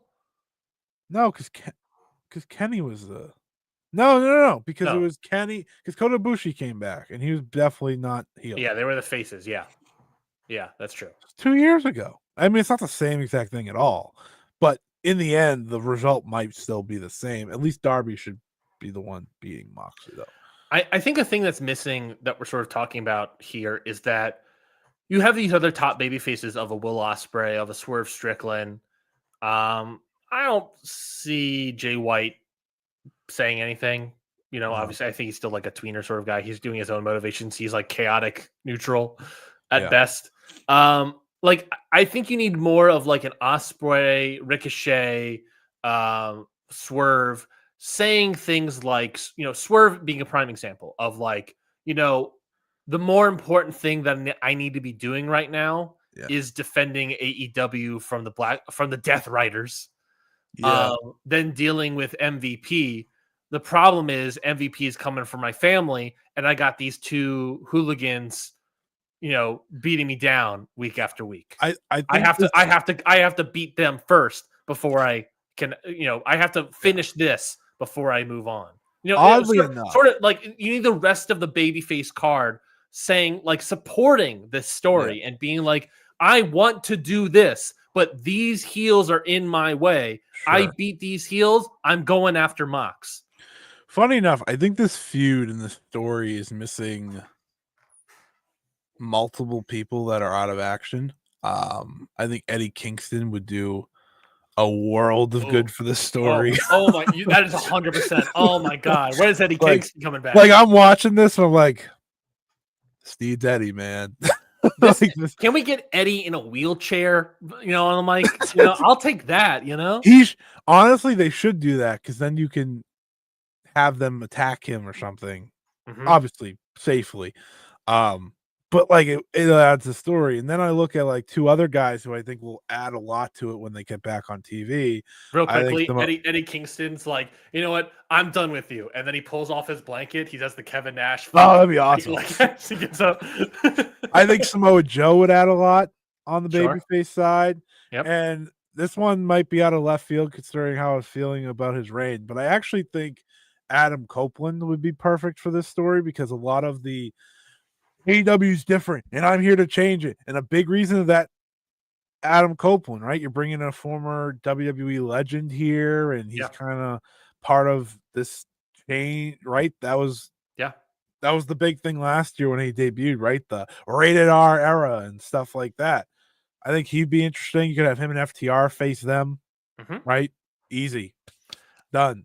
I think that I think FTR is also a good shout as well. If you look at the tag teams, like how getting some tag teams that are supporting this, like FTR being like, we want the titles, but we also want to help defend this company that we help build, right? That whatever FTR Dax. Honestly, the perfect combo might be Darby, Edge, and FTR.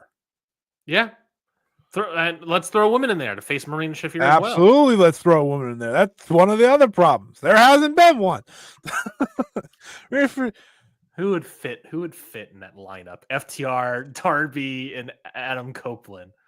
Who would fit in that? Can I just make the call to Athena? Can we just forget? No offense to the Ring of Honor fans out there, but can we just let it go? She's gonna lose the belt at whatever the show is at Hammerstein, right? She's gonna lose it to Billy Starks. I'm calling to the bullpen. Let's get her up here and let's put her in something meaningful. Who's gonna finally take down Marina Shafir? Have it be Athena. Oh, it's super obvious who the woman is. It's Willow. Oh, yeah, you're right. Super obvious. Yeah, you're absolutely right. Yeah. I was gonna say, if you say Britt Baker, I'm coming through this screen. No. Oh no, you're absolutely right. You're absolutely right. Those were absolutely her plans. Yeah, but it's those sort of things of just like I don't think there's enough of the big baby faces that are doing their own thing talking about the story as being a bit like we're not. It's the thing of every story is doing its own thing. We have too little of story interactions from other things. Too little of Sting. Sorry. Now we do have a little bit of stuff like like MJF story and the Takeshita Don Callis story kind of interloping a little bit. So much heel. Yeah, but there's too much heel. Yeah. And to be fair, a lot of the people away right now are the baby faces, right? And that's a Yes. big problem that, that's a problem that we need to fix. I don't know how we fix it. We flipped Chris, right? We flipped Chris. So maybe we shouldn't be as against Chris turning face as before because a lot of faces are gone. We re-signed Danny Garcia. That's good, right? It's this sort of thing of like the other baby faces around are too focused on what they're doing, and we're not supporting the records, by the way. We're not supporting the big time story of we are being invaded, right? And I think that's all these the people premise. are needed. All these people. Well, think about it. Think about what each show is: heel Hurt Syndicate, heel Death Riders, heel Don Callis family. Yeah, a lot of factions, a lot of heel factions. Heel Jericho thing, whatever they're called, Learning Tree. Yep. Heel Mariah May, heel Mercedes Moné. Mariah May doesn't even get on AEW Dynamite anymore. She's a Collision wrestler now. Yeah. Which is absurd. In many ways, she hasn't been set up to succeed either. But Mina's back to lose. But they're not even doing that match. They're doing the celebration on the show. But to that extent, a lot of the faces here are faces that are like fractured, right? Yeah. And they're either injured and gone, or they're fractured, or they're, everyone's dealing. Swerve is dealing a faction as against a faction. Yeah. Will Ospreay, Ricochet, I guess, to a certain extent. Hobbs, they just filled up on a bunch of people, but they're against a faction. Go down the line. It's just like, we don't have it. They're all busy with other things, but I do think it's like to emphasize how big of a threat Moxley is. You need those baby faces to put over. I'd rather be helping AEW, but I'm getting attacked by 4 people every week. They need Eddie. Yeah, they need even Eddie just on the mic, right? Like that's why I just say Joe, because Joe could do that. But Eddie has the personal connection. Eddie has more of that AEW vibe and aesthetic. But it's the connection with the Claudio and the Mox aspect. Like that just will bring it so much further. The C2 is also coming at a rough time. I'd argue for this story. Not at a rough time for AEW. It'll be a good thing. It'll be a boost. Yes. A boom. But like the next challenger should be Mark Briscoe. Yeah, but Mark Briscoe is going to be challenging Chris Jericho and Hammerstein, which I'm not against per se. It is Hammerstein, it is Mark Briscoe. Right, sure. But he's also going to be in the C2. So it's like, he's busy doing other things. Mm-hmm. So like, Darby should be Revolution. Agreed. So how do you get there? Right? It's like, you need all these people we just talked about. Yeah. Because everyone else is busy. Everyone else is doing something else. Yep. It's difficult. It's difficult. And to a certain extent, C2 might come at a bad time for the story, but it also could come at a good time, in terms of like everything else is going to be kind of on pause. We have a lot of people that need to come back. So we kind of have to, we're in a great period of limbo where we're just going to get great wrestling. And the wrestling's going to entertain before we all come back to our stories. Like maybe that's a good thing. And maybe that can buy us some time for Copeland, Eddie, Omega, even, all these people. You do have to remember how bad World's End was last year, even though the C2 was great. That is a good point. And I feel like we're kind of locking into that potential again. Yeah, but at least MJF isn't champion. So that's true. No, that's a great point. That certainly helps.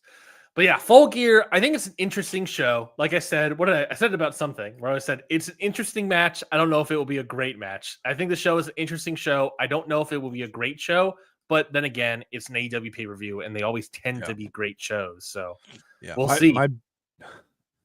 My biggest thing looking at this AEW roster page, by the way, there's no records anymore. Yeah, they're off the website. And there's like very clear blank space on the cards. But yeah, there's a lot of heels going on here. So I'll give them the credit. Most of the heel groups I'm into. So like that's good. It's just like, it's overkill when you think about it. Yeah. It's gonna be an interesting one. Real quickly, let's talk about this show. It's happening. The next show that's happening on Sunday, November 17th, will be Noah's show. This is That's tomorrow. The 17th. Oh, yes. Sunday, November 17th in Japan, I guess, to be fair. But yes, you're correct. That's still tomorrow. Oh crap! You're all right. Yes, it's This Full Gear is to next week. This show is happening tomorrow. The Akitoshi Saito retirement show. There's also a bunch of title matches. We'll talk about this. We'll do a quick preview real quickly, and then we'll move on to historic crossover. I'll run down the card for you real quickly, Scotty. We have opening 6-man tag team match: El Hijo de Dr. Wagner Jr., Glenna Damal, and Alpha Wolf versus That's a great team. Stop. Don't continue. I know the rest is not good. Versus Yu Owada, Daiki Otoshima, and Junta Miyawaki. Yeah, I mean that's not that bad. It's not bad. It could be worse. It could be certainly worse, but the Lucha guys there. You didn't say super crazy, so that's definitely true. 8-man tag team match: Muhammad Yone, Shuhei Taniguchi, Amakusa, and Jun Kumano. I don't know who this is. Versus Hirato Ki, Eita, LJ Cleary, and Anthony Green. So basically, just a bunch of randos put them in a thing. I don't know if they have any connection or anything, but whatever. It's opening the show. It's fine. 6-man tag team match: Kano, Alejandro, and Kai Fujimura versus Go Shiozaki, Atsu Katoge, and Hajime Ohara. Nice little 6-man here. A special singles: Ulka Sasaki versus Jack Morris. That's an interesting one. It's an interesting one. It's an interesting one because Jack Morris is clearly getting set up for a GHC title match. Down the line, yeah. But Ulka Sasaki's wrestling Shinsuke Nakamura. So, yeah, they can't lose. I guess they can. Yeah. Mm-hmm. It's interesting. It's a very interesting one. Tag team match. Strap in, Scotty. Are you strapped? Manabu Soya and Kazuyuki Fujita versus Shuji Kondo and Masa Kiyomiya. A lot of beef. A lot of old beef, but beef nonetheless. Old beef. Yeah, I believe it's called aged. This beef is aged like a fine wine. I'll tell you that much. Yeah, people. That's called a delicacy in some places. Yeah. I'm interested in this. Manabu Soya. What do you think is going to be bet? Man, they just need Mike Tyson now. All right, I'm into it. Getting into it. All right, let's tear you down a little bit. GHC Junior Heavyweight Tag Team Match: Hayata and Yohei versus Tadasuke and Yoto Kikuchi. Hold on. What? Did you say Hayata and wasn't it Yohei and? I don't know. Don't ask me. I don't know. I don't know what's happening in the junior division. I need to see the history of this. Hold on. No. I also think they're all part of Rattels. I think. Oh, I forgot Rattels were back.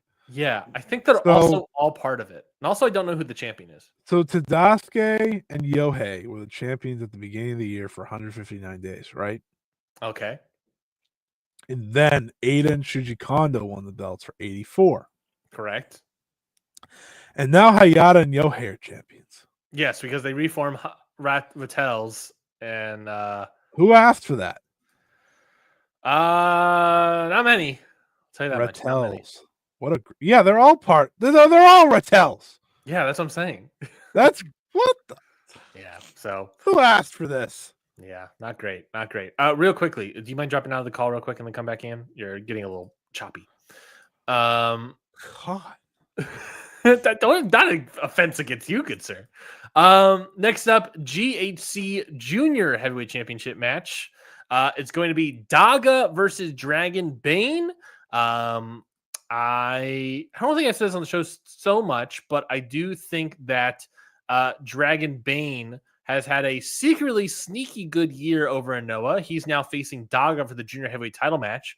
I wouldn't be shocked if Dragon Bane wins the title by defeating Daga. I think he's had a solid year. Having a little bit more separation from Alpha Wolf, I think will be pretty good. And I wouldn't be shocked. I think he had a great N Innovation Finals match. Dragon Bane did against Junta Miyawaka.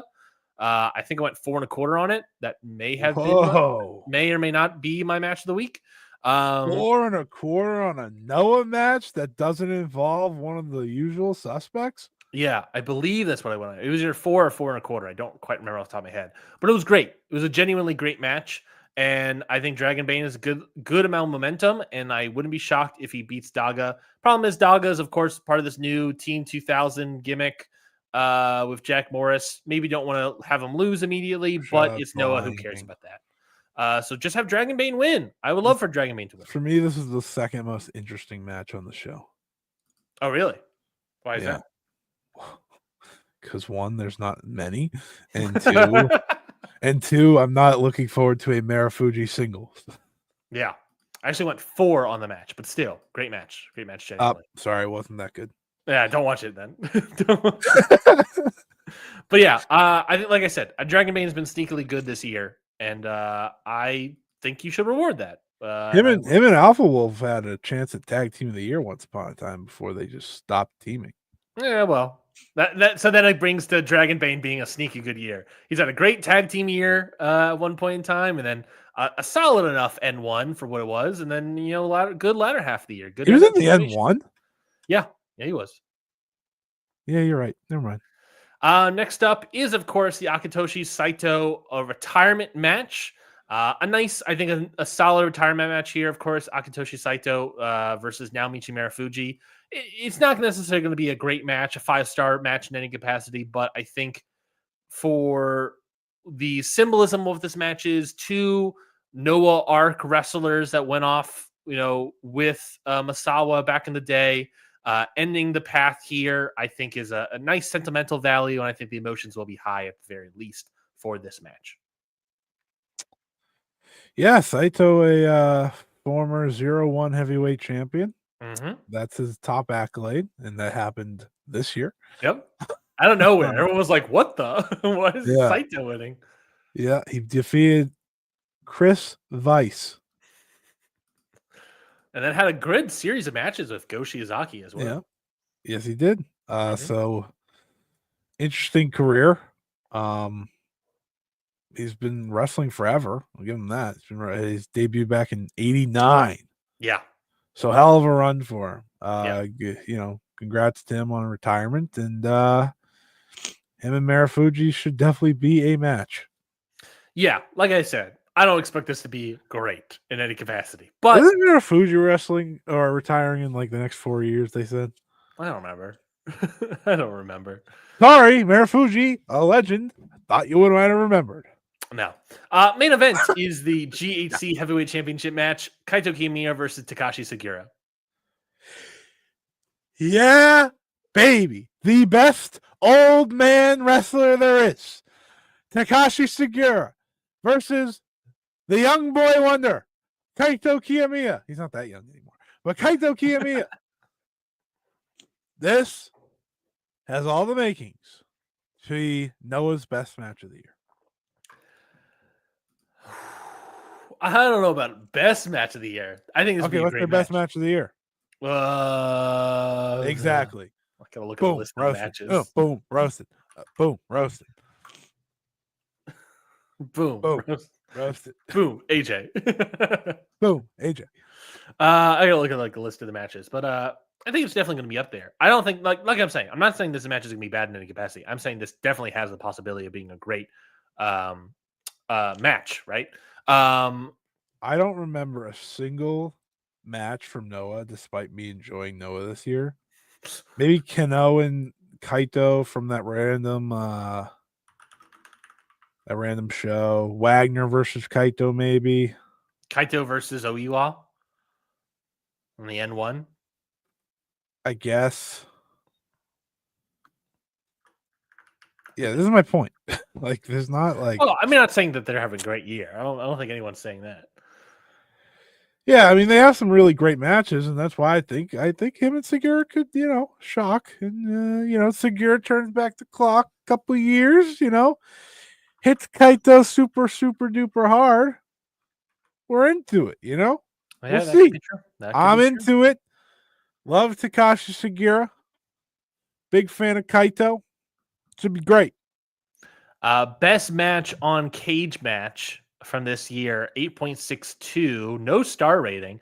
Kano versus Manabu Soya at the New Year show, which was the semi-main event before the Kota Ibushi match. Wild. The best match. I don't. Yeah, this know. match can be better than that. Yeah, If we're going based on cage match. Number 2 is Masaki Amiya versus Tomohiro Ishii at One Night Dream 2. That was the main event.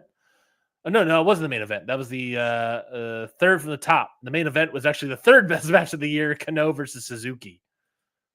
Yeah, not a great year in ring. What is this? Is solid. Disrespectful to many great matches that I named. I'm just saying what cage match has. Don't yell. Well, cage match is wrong. All right. Do you cage match. The only thing that cage match wasn't wrong about was having Big Boom AJ as the number 1 ranked wrestler of all time. That was the only thing they were right about, and they changed that too. They took that away from me. We bring the New Japan Stardom also have a show on Monday. Historic Crossover 2 in Edion Arena in Osaka. Will this do better than Zack Sabre Jr.'s final or for his title defense? I don't think so. What was it? Power Struggle?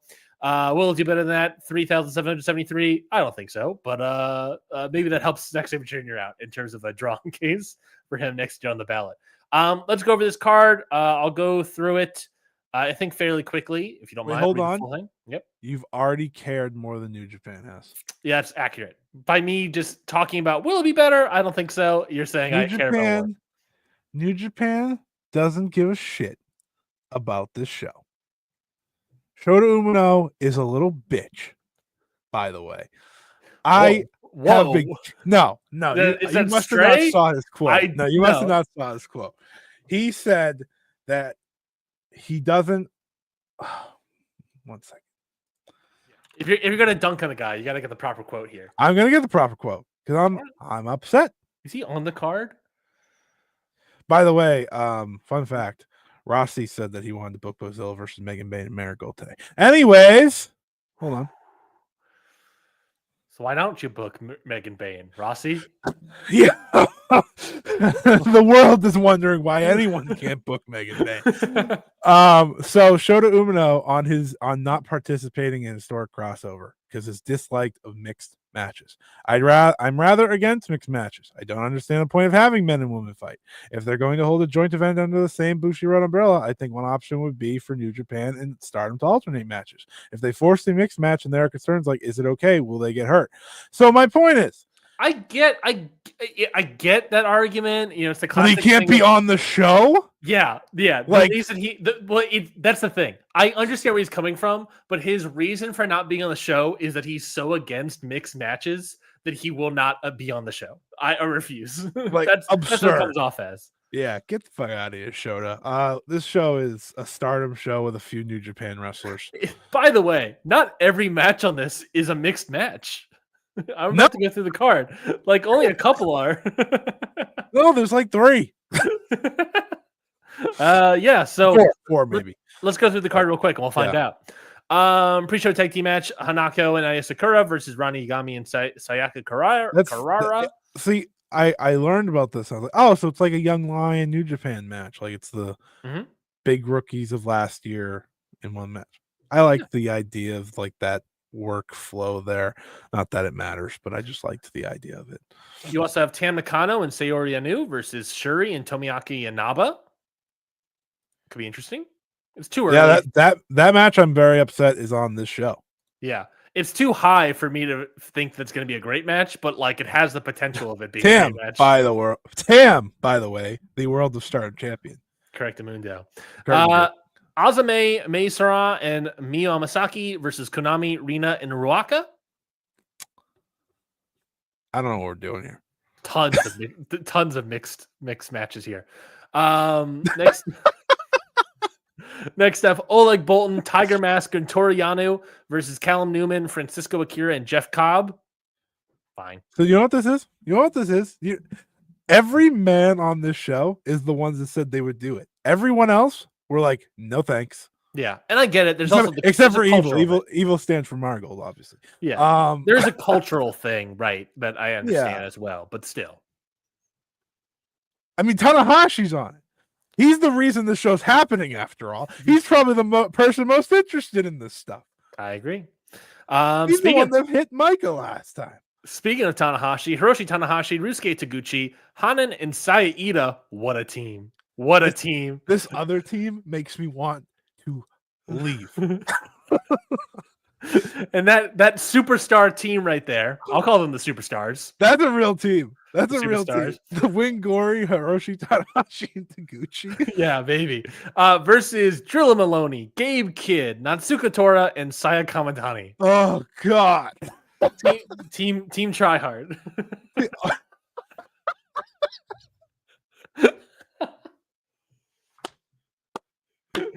We bring the boom. Yeah, that's perfect. Yep. Yeah. Right.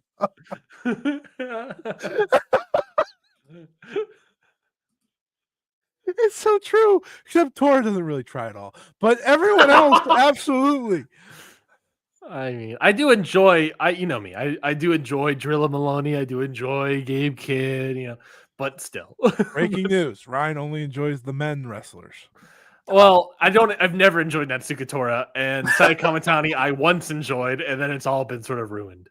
But it's Hey, that's your main event for Queendom, baby. You gotta pay some respect here. You don't have to pay any respect. Good, because I wasn't planning on it. But we'll see. I haven't seen Sai Kamatani in a while, so maybe she's figured out her gimmick a little bit more here. No? You're shaking your head now? Okay, great. New Japan, King of Pro Wrestling title, Great Okan versus Suzu Suzuki. Speaking of mixed, this is our second mixed match here, I should say. Yeah. Singles match. This is the only actual mixed match where it's allowed for, because it's one-on-one. I don't have a problem with this. I've thought about it for a little bit.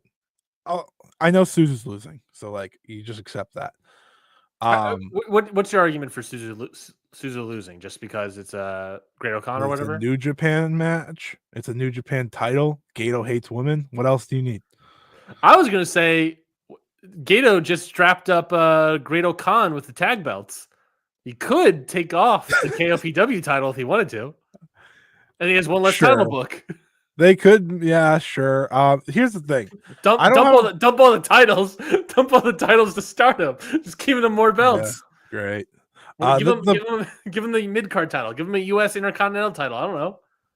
The problem I don't have with this is that Great Okan has been at multiple Stardom shows through the years. He clearly is interested in this. He even started I think it was with when Unagi was around, they used to have a little feud thing going. So this is something that at least intrigues him. So I don't worry about it. And they made a hardcore match. That's Suzu's recipe once upon a time. So it's an interesting match. I'll give him that, I'm very much interested. It's so sad though what has happened to Suzu Suzuki in the past year. Agreed. She has gone from the main event of Queendom after winning the 5-star Grand Prix, supposed to be world champion not once but twice, to now wrestling in a KOPW match. We bring the boom. But everything's better now, I'm told. Continue. Natsupoi and Taichi versus Clark Connors and Tekla. I'm fine with the that. only match that actually has build behind it. Yeah, has build. I'm interested. Not I good like build. these wrestlers. I like these wrestlers. I like. Yeah, you do. You do. I'm one of the few. You do. Oh, I can't wait till it's over. IWGP Women's Title match. Oh, I just wanted to say, Natsupoi and Taichi can't lose because they both actually have things to do. One's Wonder Champ, Taichi's fighting Sonata. The other two are just. The other two, I'm just waiting for AEW to sign. Yeah. I mean, AWID, baby. Tekla would be a fun addition to the roster. You can't deny that. Oh, yes, I can. You really don't like Tekla. I really don't. Is it behind the scenes stuff that I don't know about, or is I got nothing on that. No, I was gonna say, I was like, I just really like her wrestling. I don't know, man. IWGP Women's Title match: Mai Iwatani versus Momo Watanabe. I'm very excited for this. This is the most consistent matchup, I think, in Stardom's history. You put them in the ring together, they are going to deliver. They've spent this week putting up Mayu's championship defenses on YouTube for free. Little interesting. Very interesting. This is the IWGP Women's Championship defense. Yes. Correct? Yeah. Yes, it was very funny seeing them celebrate Mayu versus Sari. Yes. And Stephanie Varkera. That was a funny one too. If only I could see that match again. And Utami, by the way. I was like, this was a hell of a move by them. You know, I think they realized as this ratings going on, like, oh, well, this didn't work out for us that well. Anyways, this could be the last time these two ever face. Mm-hmm. That's very emotional for me as someone who's watched these two. These two are the reason I really fell in love with Stardom through the years after going through their history. EO brought me in. These two kept me around, I like to say. Should be great. They don't get the main event, so I expect them to go out there with a determination to show why they should be the main event. I understand why they're not the main event here. You want to have the involvement of New Japan and Stardom, and also I just think this getting Kid and Desperado in the same match, you probably would want to put them in the main anyways. Plus Zach being world champion. Well, plus Zach and Micah being the new faces of their companies. There's reason for that. They've pushed those two to be the new, which is so crazy. If you told me that a year ago, that those two would be kind of the prized, but whatever. This should be great, and I'm looking forward to it. I don't know when I'm going to get to watch it because I'm not going to be able to watch it tomorrow, probably. Well, it's not happening until Monday, so you can't watch it tomorrow. It's on tomorrow. What time? No, that's not what I thought it was on Monday. Let's see. No, the show's on the 17th. You're right. This is the 17th. I have it on my calendar as the 18th. Whoopsies. No. You're welcome. That's why I kept being confused.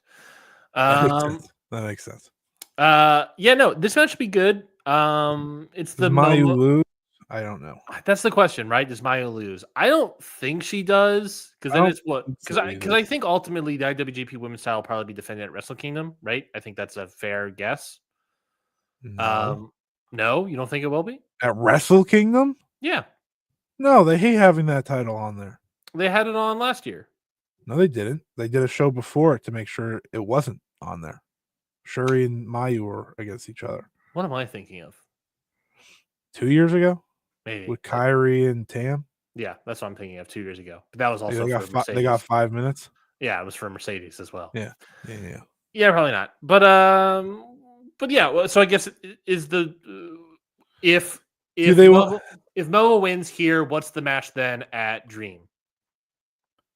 At Queen, I don't know. Because they keep trying to tease Tam versus Mayu, and then they just do the Saya match. So it's like, okay. I don't know what they're going to do. I could see Momo take it. Maybe they just want Tam to again overcome a heel instead in the end, and they also don't want to worry about Mayu holding the belt. The sooner we get to the end of the year. Yeah, I understand. It's crazy though. We're at that time now. I feel like I said for months, that's a next year problem. It's almost next year, folks. Yep. Things are starting to swirl. People are starting to lose a little bit more. You start to wonder a little bit what's going on. Azumi went from challenger for the IWGP title to losing to Suzuki on a house show. Makes you think. Still hasn't got that IWGP title match. And Suzuki is not one that is also doing that too hot. Yeah, I mean, Azumi's weird because, right, she beat Mayu in the tournament. They were like, all right, we'll do a title match. Then after Mayu defended against, was it Tony? Yeah. She was like, all right, you'll be next. Do you think that could be the Dream Queendom? If they're, let's hold on. I was gonna say, let's just say they're both leaving, and then I was like, wait a second, then you still have the title on one of them. Hold on, you can't do that. Yeah, that could be it. They could have pushed that off, but then why do you have Suzu lose? Why do you have Azumi lose a random match on a Monday show in. I don't know. It's interesting, and like her tag team's not doing good tag league. You just got to start noticing these things, but also nothing makes sense. So why? No, let's just get to the main event. I think a lot more things will make sense once that stuff is over. You know what I mean? Once all that contract and Marigold, all that. Once the transition is done, seemingly, I think things might start making more sense. That's not until March for sure. Like, I know. We still got a good amount of time. Yeah. 4 or 5 months or so. Main event, El Desperado and Starlight Kid versus Micah and Zack Sabre Jr. Yeah, I mean, it feels like Micah and Zack Sabre Jr. probably get the win here. You'd think so. Even though the other two are like the famously duo, whatever, and very popular. Yeah, you would think they're presenting as the G1 winner and the 5-star winner team up. And I was like, oh my God, I forgot Micah won the 5-star because she jobbed out 2 weeks later to the 0-6 wrestler. Mm-hmm. Yeah. Who won the title before she even had a title shot, right? Who 0-6 in the tournament, got the first title shot, and then beat the actual winner. Tora instantly, and then beat Micah. Yeah. You know, at Power Struggle, we complain. At Power Struggle, we complain that the Super Junior Tag League tournament got null and void based on the results and based off everything afterwards. That decision pales in comparison to the 5-star this year. just night and day practically. Yep. Real bad stuff. Well, that's the show. That's Ring Post Radio. Like I said, I'll have more bonus content for the patreon.com/countouts pod for that Hall of Fame deep dive of the results. I'll have all that stuff later. There was a new episode of Ichiban Sweetcast going over the sort of state of the New Japan union, if you will. Episode that came out this morning. We'll have great episodes of more great podcasts coming at you any day now. We're on all the social media platforms, Twitter, Instagram, Facebook, Threads, Blue Sky. But I'm doing a lot more stuff on Blue Sky. If I had any or thoughts or whatever that used to be on Twitter, they're basically all now on Blue Sky. Is Sky Blue on Blue Sky? I don't think so yet. And I think everyone's just sort of waiting.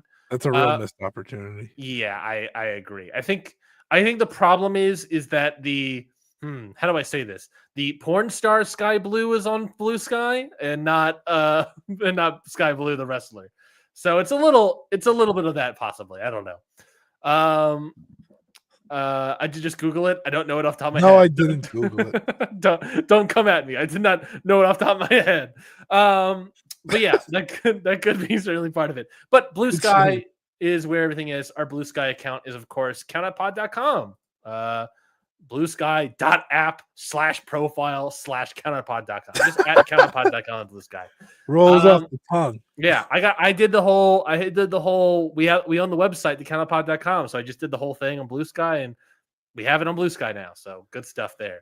My match of the week is actually going to be from Noah. It actually won't be the 4-star Dragonbane Junta Miyawaki match. It's going to be the 4.25-star match from Monday Magic Autumn Volume 3, the West Coast Pro Wrestling heavyweight title match between Kevin Blackwood versus Titus Alexander. I thought that match was legitimately great. I thought they had great energy. It was the best Titus Alexander I've seen in Noah. And maybe it is because it's against Kevin Blackwood. Maybe it is because of, the sort of language barrier or whatnot. But I thought those guys showed out. And I thought they were great. I would definitely recommend go checking that match out. Scotty, I think that's all my plugs and everything. What is your match of the week and what is your plugs? My match of the week. Bring the boom. Sorry.